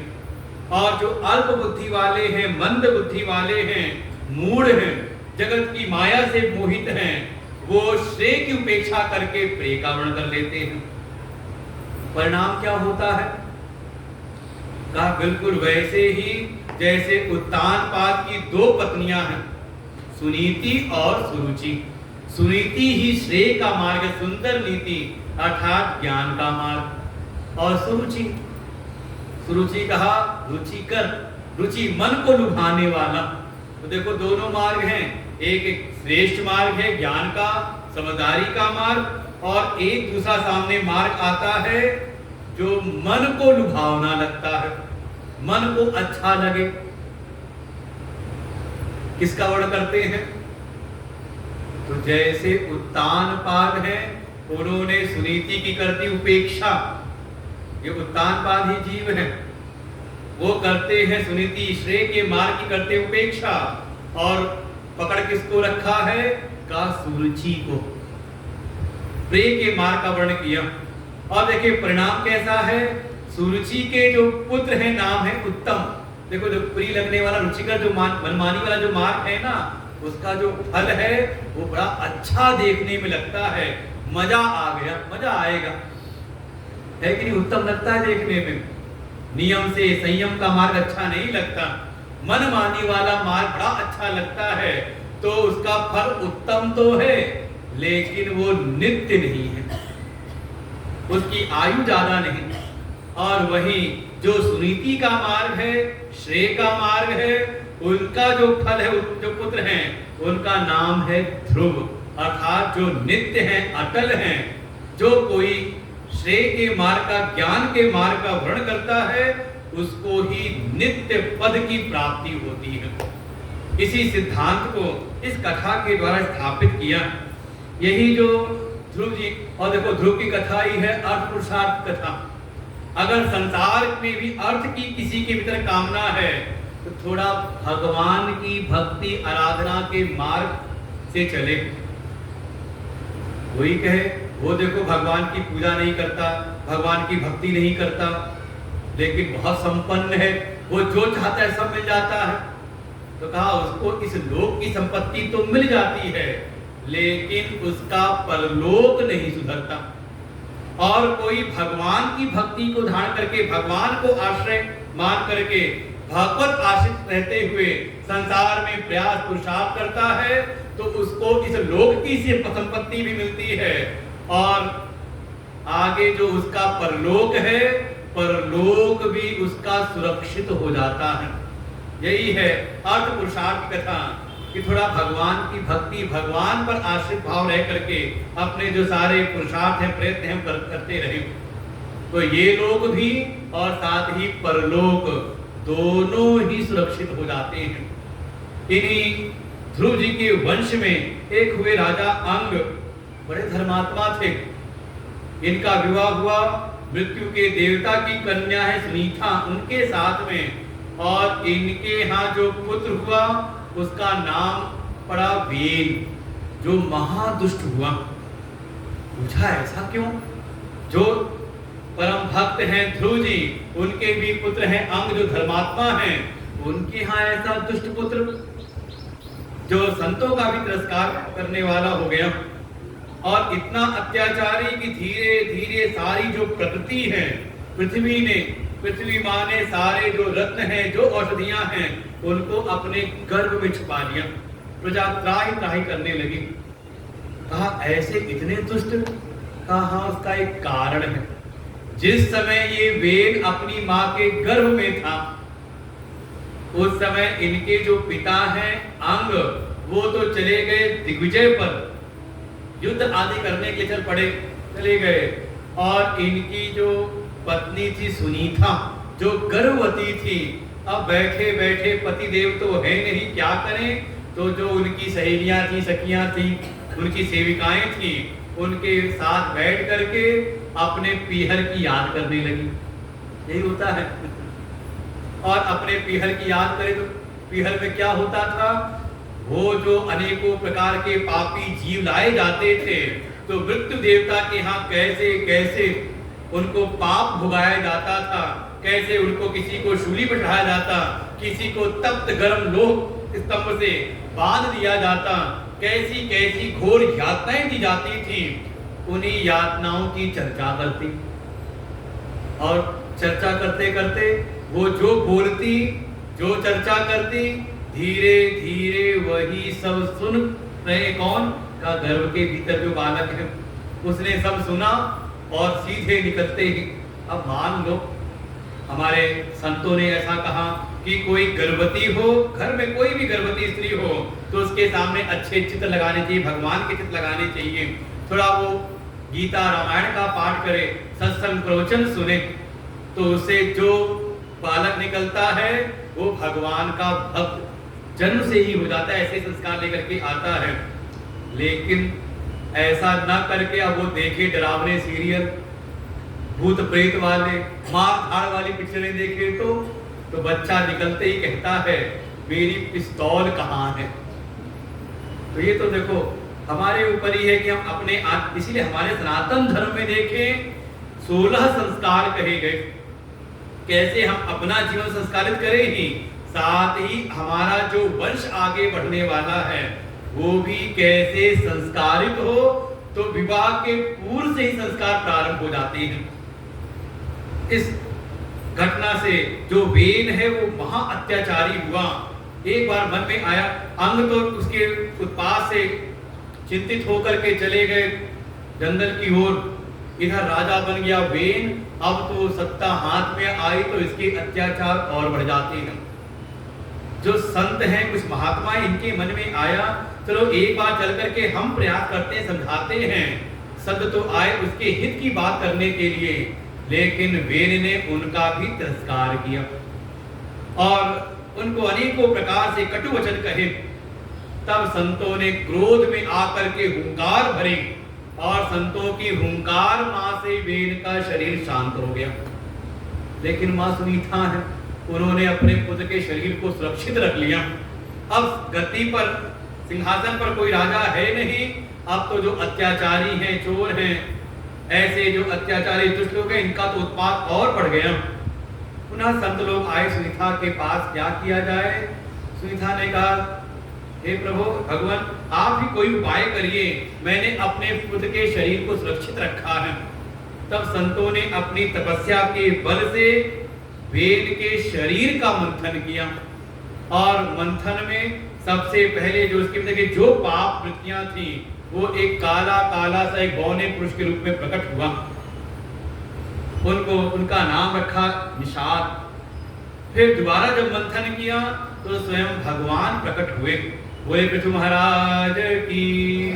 और पृथु महाराज राज सिंहासन पर आसीन होकर के उन्होंने स्वयं परिश्रम किया। स्वयं जाकर के पृथ्वी माँ का दोहन करते हैं और पुनः अपने परिश्रम पुरुषार्थ से सारी प्रजाओं को सभी प्रकार की मनोकामनाओं से युक्त किया। उनको समस्त जो भी संसाधन थे पुनः उनको प्रदान किया। वास्तव में ये कथा है काम पुरुषार्थ की। अगर मन के भीतर कामनाएं हो तो भगवान से हम आकर के कहते हैं अगर मन में इच्छाएं हैं कामनाएं हैं तो थोड़ा परिश्रमी बनो। शॉर्टकट वाला रास्ता मत ढूंढो कि रातों रात हम कैसे आसीन हो जाए बड़े पद पर। उसके लिए थोड़ा परिश्रमी बने, पुरुषार्थी बने, परिश्रम करें अपनी मनोकामनाओं को पूरी करने के लिए। ये है काम पुरुषार्थ की कथा। और इसी में आगे आकर के इसी वंश में आगे आकर के राजा हुए। नाम पड़ा उनका प्राचीन बरही। जो बड़े बड़े यज्ञ किया करते थे उन यज्ञों में पशुओं की बलि देते थे। उनके यज्ञ के फल स्वरूप एक समय देवर्षि नारद आए उनके यज्ञ मंडप में और राजा प्राचीन बरही को बुला करके लेके आए यज्ञ के मंडप के बाहर और अपनी दिव्य दृष्टि के द्वारा आकाश में दिखलाया कि हे राजन, आप जो ये यज्ञ करते हो और इस यज्ञ में जिन जिन पशुओं की बलि देते हो वो ऊपर देखो, वो सारे पशु इंतजार कर रहे हैं आपका। वो इसी प्रतीक्षा में है कि कब ये राजा आएगा, सही छूटेगा इसका, और जब ये आएगा तो हम इससे प्रतिशोध लेंगे। उन खूंखार पशुओं को प्रतीक्षा में देख करके राजा प्राचीन बरही तो बड़े भयभीत हुए। कहा हे देवर्षि, आप ही मुझ पर कृपा करिए, आप ही इनसे मुक्ति का मुझको उपाय बताइए। और इन राजा प्राचीन बरही को अपना शिष्य बना करके शिष्यकार करके देवर्षि नारद ने इनको एक कथा सुनाई और कथा बड़ी प्रसिद्ध हुई। आसीत पुरंजनो नाम राजा राजन सवा। इनको कथा सुनाई पुरंजन की कि कैसे एक पुरंजन जो रहता तो था आत्मलोक में लेकिन विषयों में आसक्ति के कारण वो अपने नित्य सखा परमात्मा को छोड़ करके आ गया इस संसार में, विषय संसार में, और आकर के संसार के विषयों में ही अनुरक्त हो गया। धीरे धीरे समय आया, शरीर छूटा, लेकिन विषयों में अनुरक्त होते अपनी पत्नी में अत्यंत आसक्त हो गया और पत्नी का स्मरण करते करते शरीर छूटा तो अगला जन्म उसको स्त्री का मिला। बस ये है कि वहां भी उसका विवाह हुआ एक राजकुमार से और वहां भी घटना ऐसी हुई कि वहां पति का देहावसान हुआ और ये स्त्री रूप में ही विलाप करने लगी।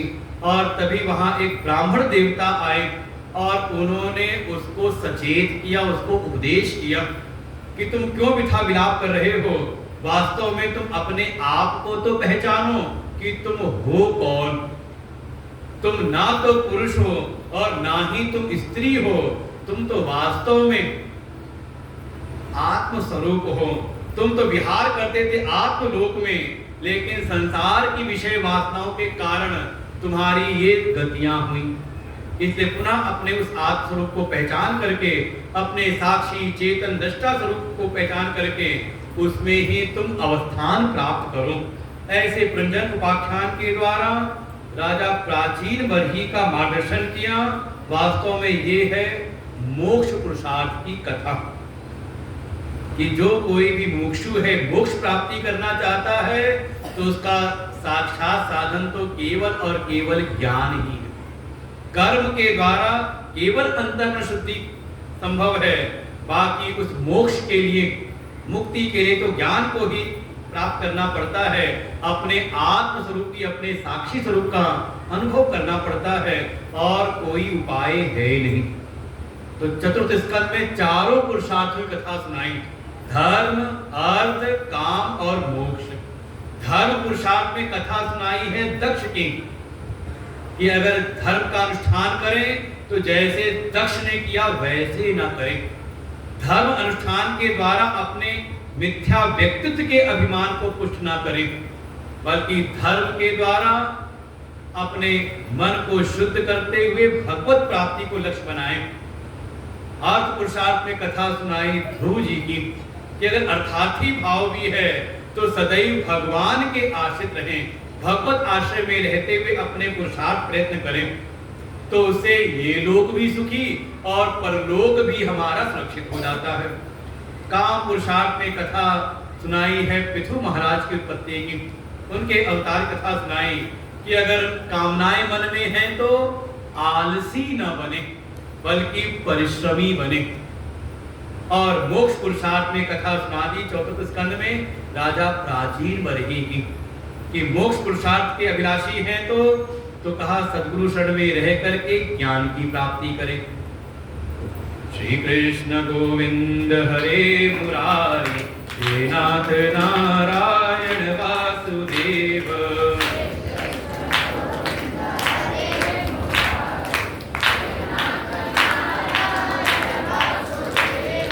श्री कृष्ण गोविंद हरे मुरारी हे नाथ नारायण वासुदेव।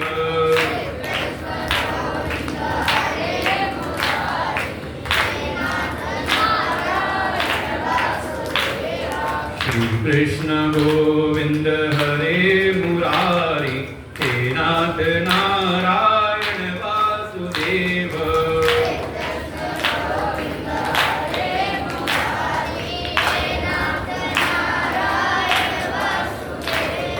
श्री कृष्ण गोविंद हरे मुरारी हे नाथ नारायण वासुदेव।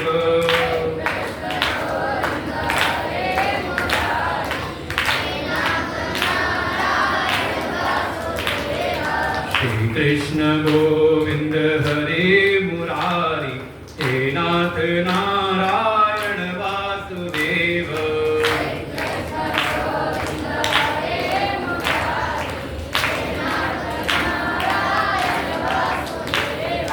श्री कृष्ण गोविंद हरे मुरारी हे नाथ नारायण वासुदेव।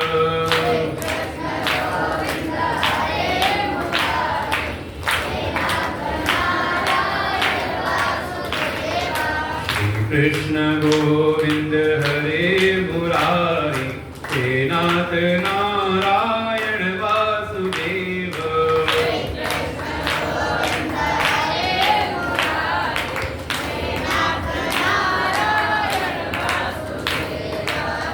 कृष्ण गोविंद हरे मुरारी हे नाथ नारायण वासुदेव।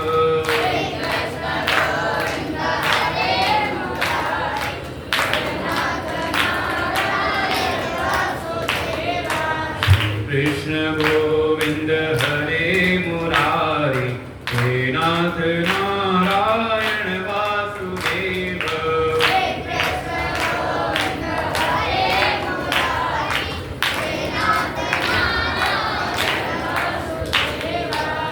कृष्ण गोविंद हरे मुरारी हे नाथ नारायण वासुदेव।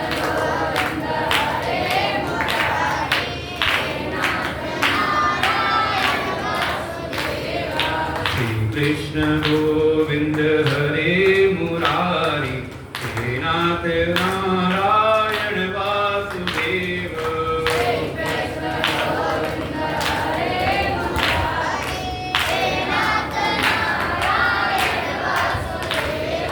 हे नाथ नारायण वासुदेव।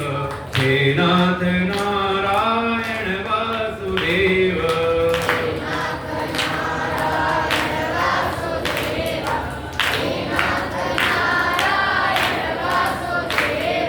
हरे कृष्ण कृष्ण कृष्ण हरे हरे, हरे राम राम राम हरे हरे।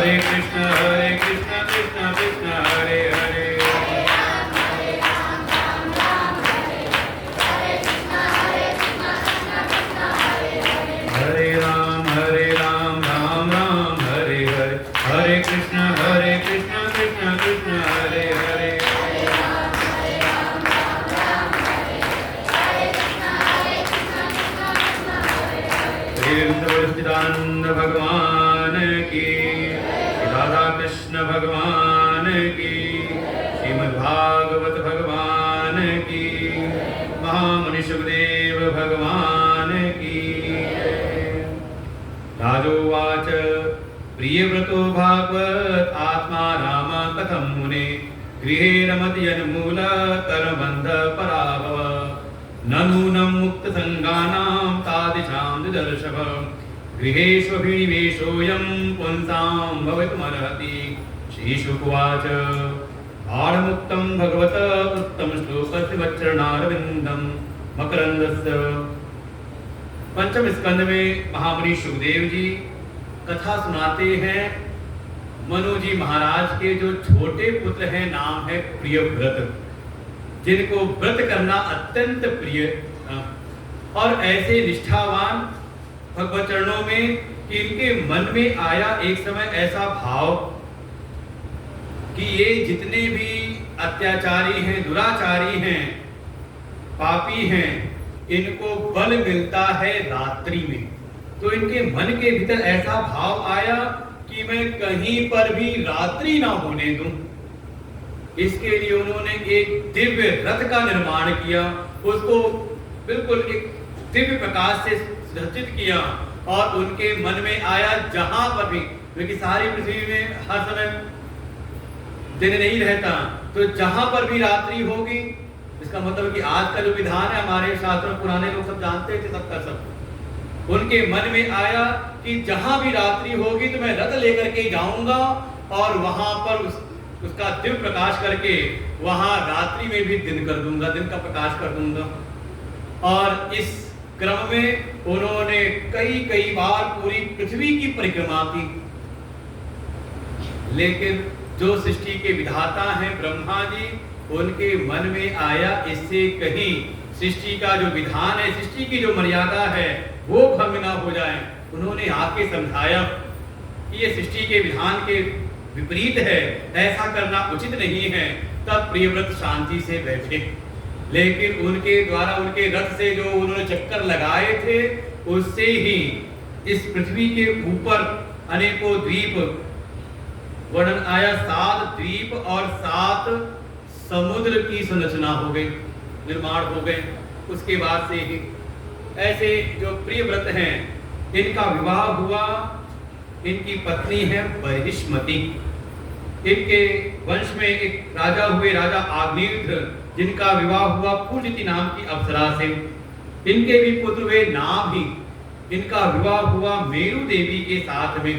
और इनके यहाँ स्वयं भगवान प्रकट होते हैं। बोले ऋषभदेव भगवान की, जो आदिनाथ के नाम से प्रसिद्ध हुए। इनका भी जो यश है इतना विख्यात हुआ, इंद्र ने अपनी कन्या जयंती का विवाह कर दिया इनके साथ। और इन ऋषभ देव के यहाँ जयंती के माध्यम से एक एक करके 100 पुत्र जन्म लेते हैं। इन 100 पुत्रों में जो 81 थे, वो अपने गुण धर्मों से कर्मकांडी ब्राह्मण हो गए, जिन्होंने वेद के कर्म कांड का प्रचार प्रसार किया। इसमें 9 थे परम प्रतापी, परम शूरवीर। इन्होंने जा करके जो भी अन्य द्वीप थे, राज्य थे, उनका शासन सत्ता संभाली। ये सब के सब हो गए राजा। इन्हीं में 9 थे जिन्होंने तत्व की साधना की, तत्व ज्ञान को भीतर धारण किया और आगे तत्व ज्ञान के प्रचार में ही संलग्न हो गए। 9 योगेश्वर कहलाए, जिनकी कथा आखिर में आती है 11वें स्कंद में। बचे रह गए जो सबसे बड़े थे, नाम उनका था भरत। ये भरत जी को ही हमारे इस राष्ट्र का उनको कार्यभार सत्ता उनको मिली और उनके उस दिव्य शासन से, इनका जो धर्म शासन था, उसके प्रभाव से ही इस राष्ट्र का नाम पड़ गया भारतवर्ष। भागवत जी ने वर्णन किया इस बात को। उनके पूर्व नाम था अजनाभम नाम अद्वैत वर्षम भारतमिति यत् आरभ्य। इसके पहले नाम था अजनाभ वर्ष। इनके दिव्य प्रताप से इस राष्ट्र का नाम पड़ा भारतवर्ष। ये भरत जी भी, इनके 5 पुत्र हुए। सुमति राष्ट्रभेद सुदर्शन आवरण धूम्रकेतु। जब तक इन्होंने शासन किया धर्मनिष्ठ होकर के, धर्म पूर्वक अपनी प्रजाओं का पालन किया और वही गुण संस्कार दिए अपने पुत्रों को, और जब चौथी अवस्था आई तो इनके भीतर वैराग्य आया और ये शासन सत्ता अपने बड़े पुत्र सुमति को सौंप करके चले गए जंगल में और जा करके वहां साधना उपासना आराधना करने लगे। लेकिन किसी गुरु का आश्रय लिया हो ऐसा वर्णन मिलता नहीं। परिणाम की जा करके साधना उपासना करते करते एक घटना घटित हुई, जिस घटना के कारण वो एक हिरण के बच्चे में आसक्त हो गए। घटना ऐसी थी कि हिरण के बच्चे की उन्होंने रक्षा की, प्राण रक्षा की। नवजात जो बच्चा था हिरण का, उसके प्राणों की रक्षा की, लेकिन धीरे धीरे उसका पालन पोषण करते करते उसी में ही परम आसक्त हो गए कि धीरे उसकी आसक्ति में उसने जो उनका मन आसक्त हुआ, परिणाम धीरे धीरे जो उनकी साधना थी, तपस्या थी, वो छूटने लगी और इतने आसक्त कि एक समय हिरण का बच्चा, कोई हिरणों का झुंड आया, उनके साथ भाग गया और उसके वियोग में इतने विवल हुए कि उनको ज्वर हो आया और उसके वियोग में पीड़ित होकर के, व्याकुल होकर के बिल्कुल मृत्युशैया पर पड़ गए। और अचानक कुछ दिन बाद वो हिरण का बच्चा जैसे ही उनके पास आया, उसको देख करके इतनी प्रसन्नता भीतर हुई कि उसी दिन उनका देहावसान हो गया। तो अंत काले यामती सा गतिर भवेत, हिरण में मन आसक्त हुआ, हिरण की स्मृति में ही उनका शरीर छूटा, अगली गति उनकी हो गई हिरण की। बहुत सावधान रहना। इसलिए भागवत जी ने प्रारंभ में कहा, जन्म लाभ परम पुंसाम अंते नारायण स्मृति। यही हमारे मनुष्य जीवन का, हमारे मनुष्य जन्म का परम लाभ है कि हम ऐसी साधना करें, ऐसा सत्संग सुने, जिससे कि हमारे भीतर, हमारे मन में निरंतर भगवान का स्मरण बना रहे।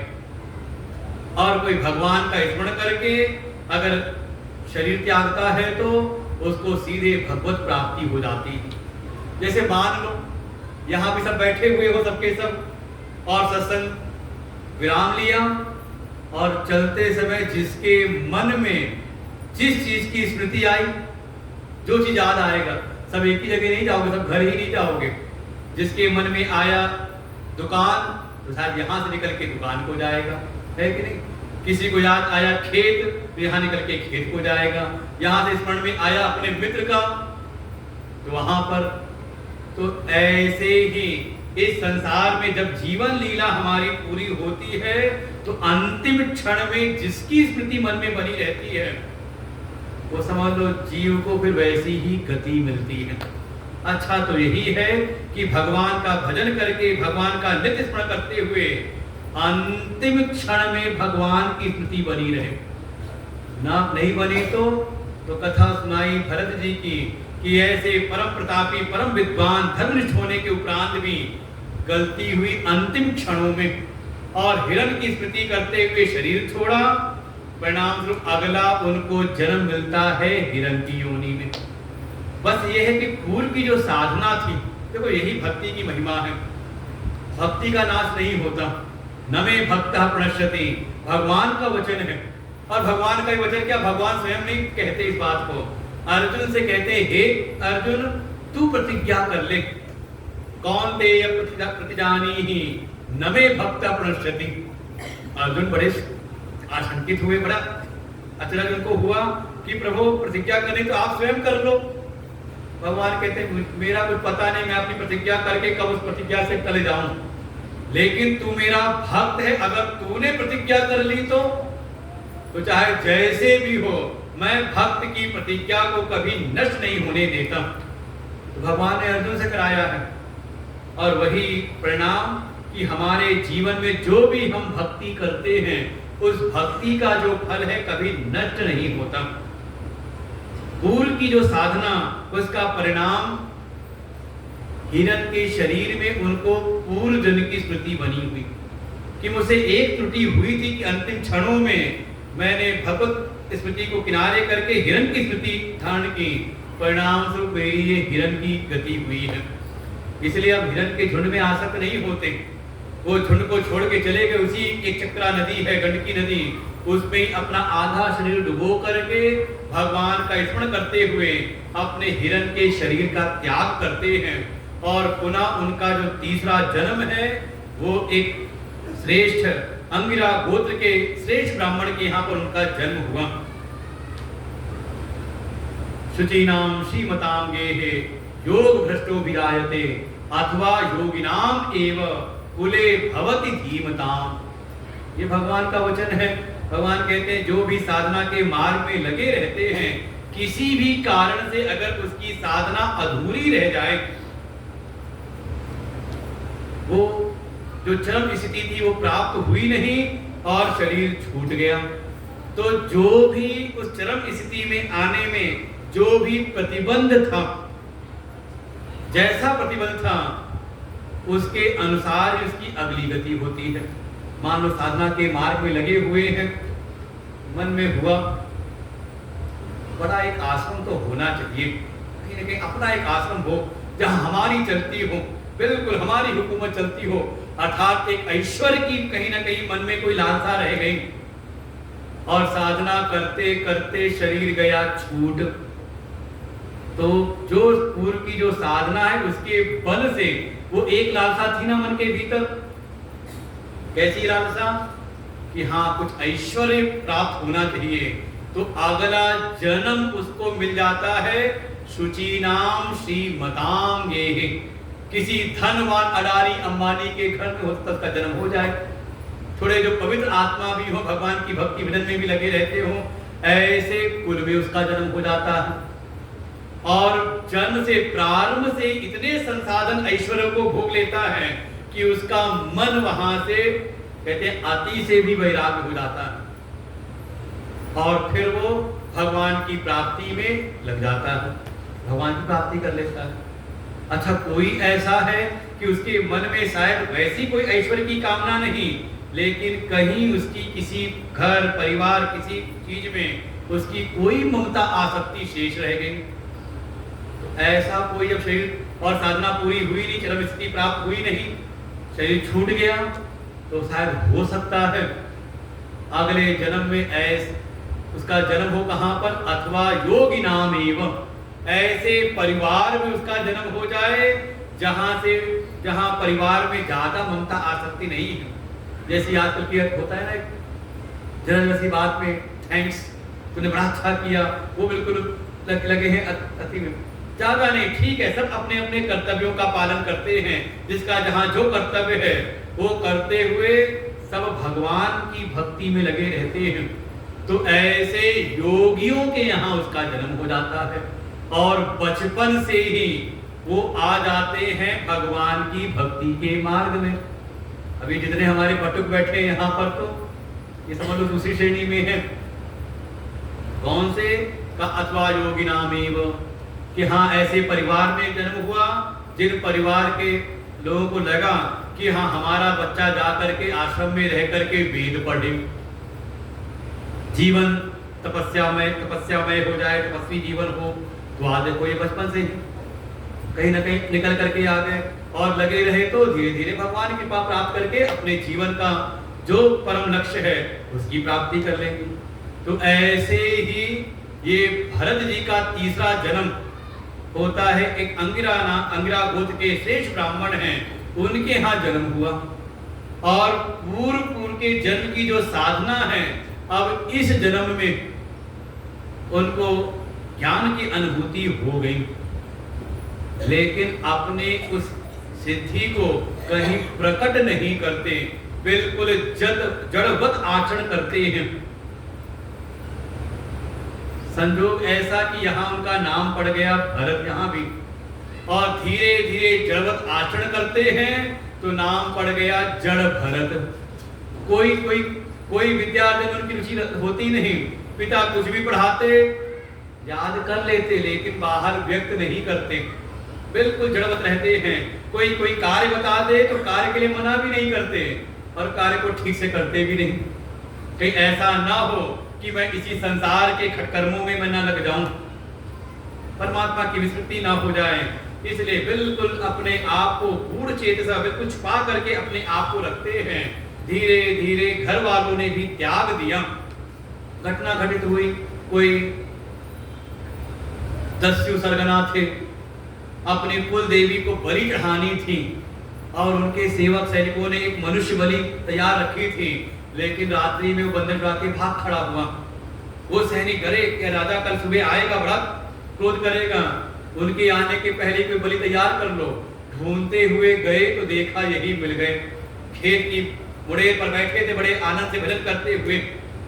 पकड़ लिया इनको, पकड़ के ले आने लगे, बता भी दिया इनको कि तुम्हारी बलि चढ़ाई जाएगी, लेकिन देखा कि इनके चेहरे पर कोई शिकन नहीं। लेकर के आए, बढ़िया इनको नहलाया धुलाया और बढ़िया बढ़िया इनको खिलाया पिलाया। कहते बलि चढ़ाने के पहले भी बड़ा खिलाया पिलाया जाता है, बड़ी सेवा होती है। क्यों? बकरा पालते नहीं सब, बकरे को रोज पालने वाले खिलाते हैं, उठा के तौलते हैं, हाँ कितना भारी हुआ है, किस लिए? कहीं की बलि चढ़ाएंगे उसकी।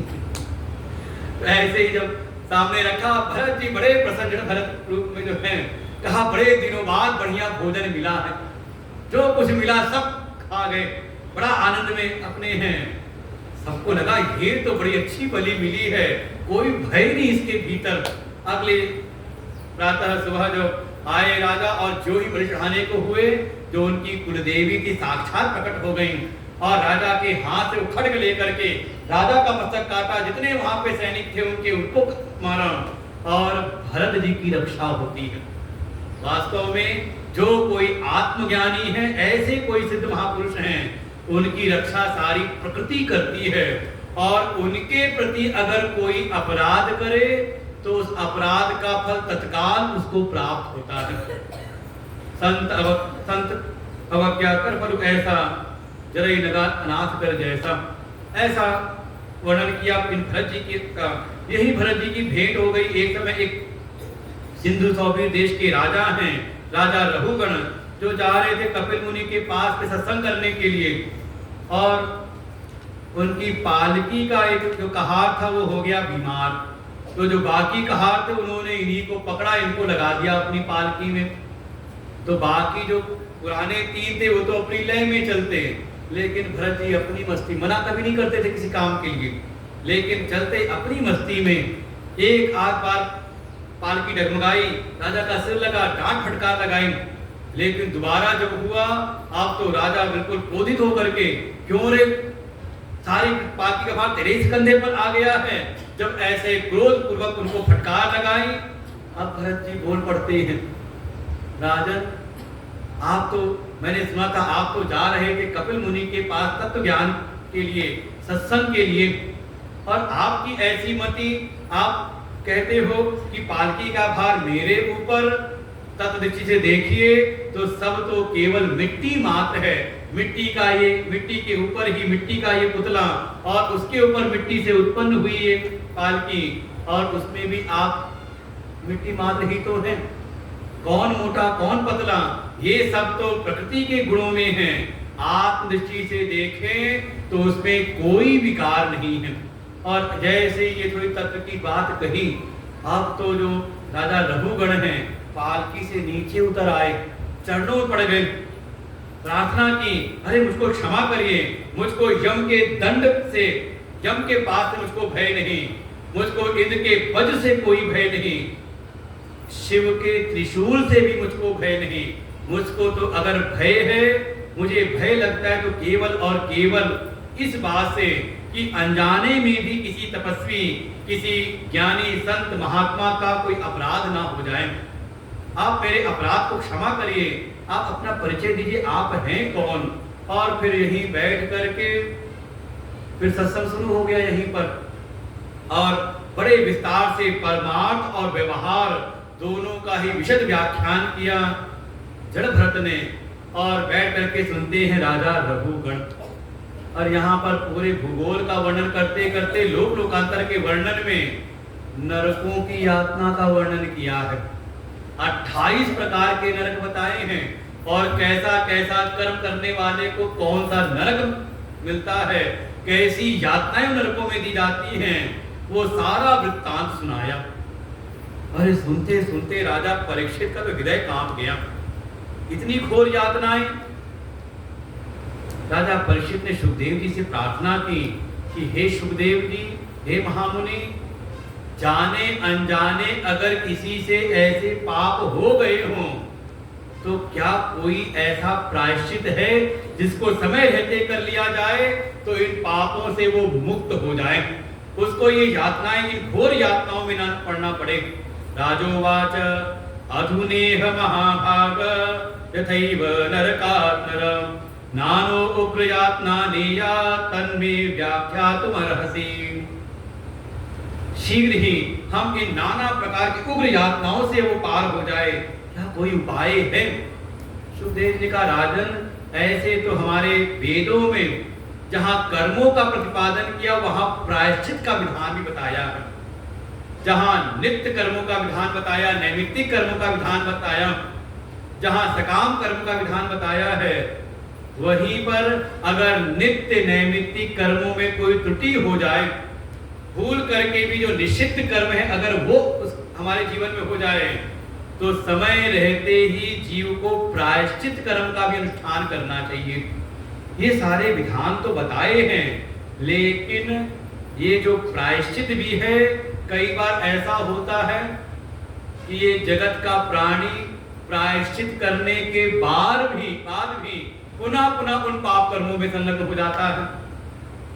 बिल्कुल वैसे ही जैसे कुंजल शौचवत, जैसे एक हाथी गया सरोवर में, शुद्ध जल में उसने स्नान किया और फिर बाहर आया और बाहर आके फिर उसी सूंड से वहां की रेत धूल को उठा करके अपने ऊपर डाल लेता है। तो कई बार ऐसा ही ये प्रायश्चित केवल बाहरी प्रायश्चित रह जाता है, कुंजल स्नानवत। वास्तविक प्रायश्चित तो ये है कि प्रायश्चित भीतर प्रकट हो जाए, ये जो भीतर पाप वासनाएं हैं ये ही परिवर्तित हो जाएं। वास्तव में यही असली प्रायश्चित है, और ये होता है केवल और केवल ईश्वरोन्मुख होने पर ही। जब जीव ईश्वर की ओर उन्मुख हो जाए, कैसे भी ईश्वर का वर्ण कर ले, तभी ये भीतरी प्रायश्चित होने की संभावना है। नहीं तो प्राणी केवल ऊपर ही ऊपर मन से प्रायश्चित करता है और बार बार पाप कर्मों को फिर करने लगता है।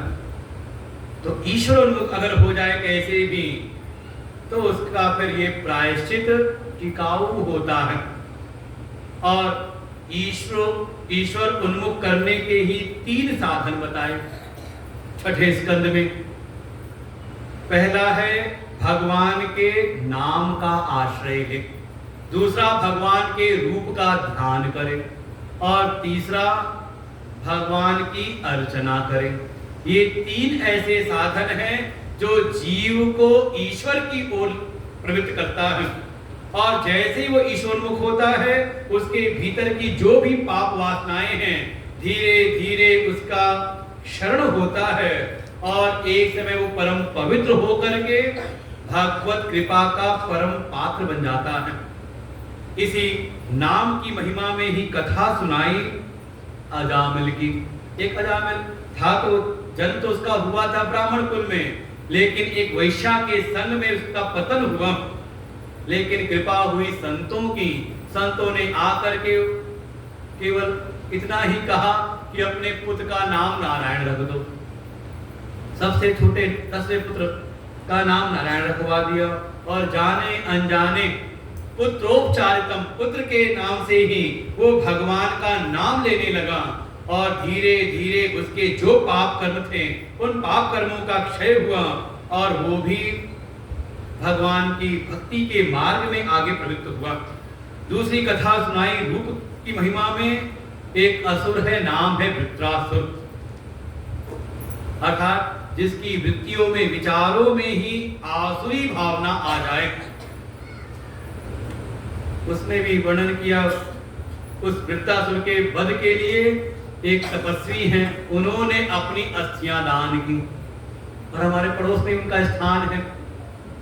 दधीच ऋषि, जिनकी तप के द्वारा जो उनकी अस्थियां बिल्कुल वज्र के समान हो गईं, अर्थात जब मन की वृत्तियों में, मन के विचारों में आसुरी भावना आ जाए तो उपाय एक ही है, किसी तपस्वी संत की शरण प्राप्त करें।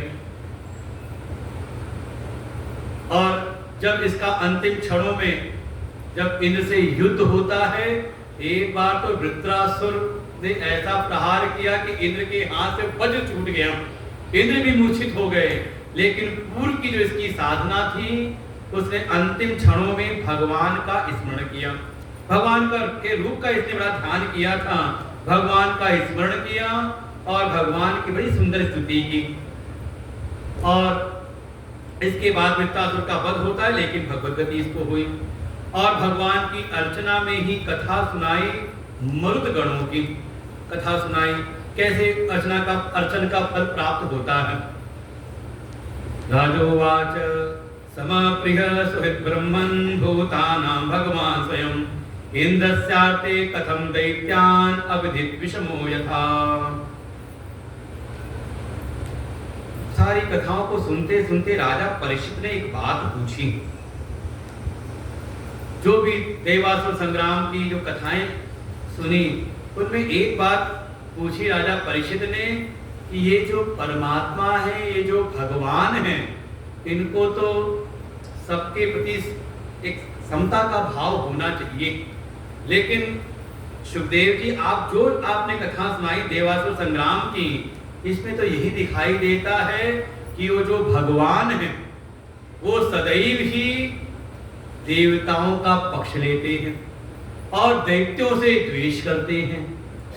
ऐसा भेद क्यों करते हैं भगवान? ऐसा क्यों होता है? जिनको जो सर्वव्यापक हैं, जिनको सबके प्रति समत्व का भाव रखना चाहिए, वो अपने भक्तों का पक्ष क्यों लेते हैं? मेरे मन में ये संदेह उत्पन्न हुआ है। हे महामुनि सुखदेव जी, आप इस रहस्य को उद्घाटित करिए। जब ऐसी बातें पूछी तो सुखदेव जी ने कहा, ठीक है, कल आना, कल सुनाएंगे। और यहाँ से षष्ठम स्कंद की कथा प्रारंभ होती है और सूत्र है, ये यथा माम प्रपद्यन्ते तां तथैव भजाम्यहम्। मूल सूत्र यही है इस बात का कि ये जगत के जो प्राणी हैं, वो जिस भाव से भगवान का भजन करते हैं, उसी भाव से भगवान उस पर अनुग्रह करते हैं। वास्तव में भगवान किसी के प्रति कोई पक्षपात नहीं करते। ये तो प्राणी की जैसी भावना उनके प्रति है, भगवान उसी की उस भावना की वृद्धि करते हुए उस पर अपना अनुग्रह करते हैं। तो आगे कथा हम लोग कल सुनते हैं, आज यहीं पर विश्राम लेते हैं। कल चतुर्थ दिवस की कथा है, तो कल के दिन जैसे आज भगवान के बहुत सारे अवतार हुए, हमने 12 भगवान की अवतार कथा सुनी, कपिल भगवान आए, नर नारायण रूप में भगवान आए।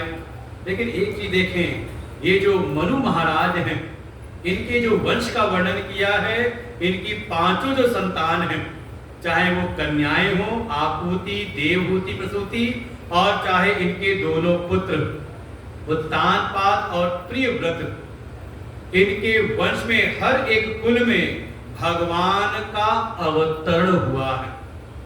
तो कैसा धर्ममय जीवन होगा इनके पूरे कुल का, इनके वंश का। तो ऐसे मनु जी ने जिस धर्म के संविधान को स्थापित किया, जिसका नाम है मनुस्मृति, तो वास्तव में कितना दिव्य होगा।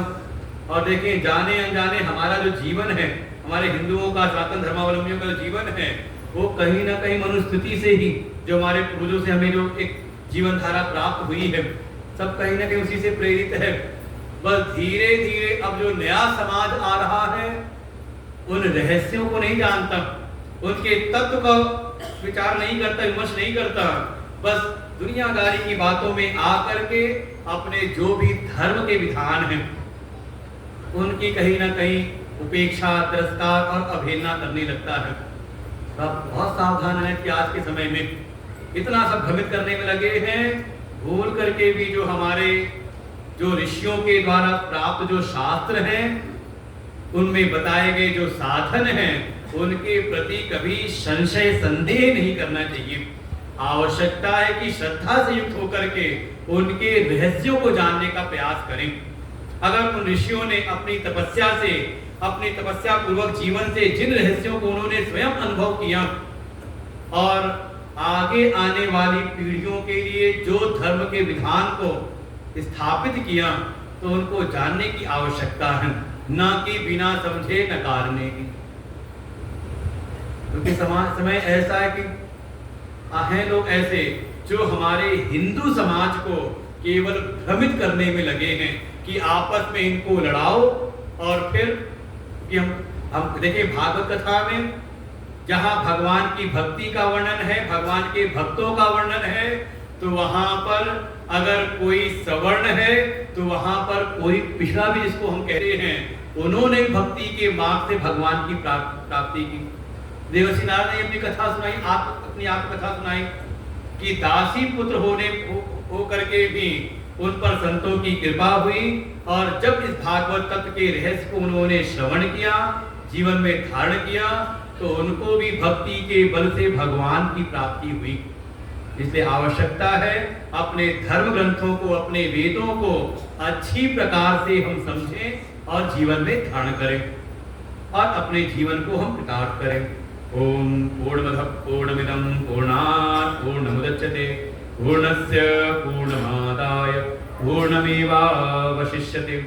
ओम शांति शांति शांति। हरि ओम। श्री गुरुभ्यो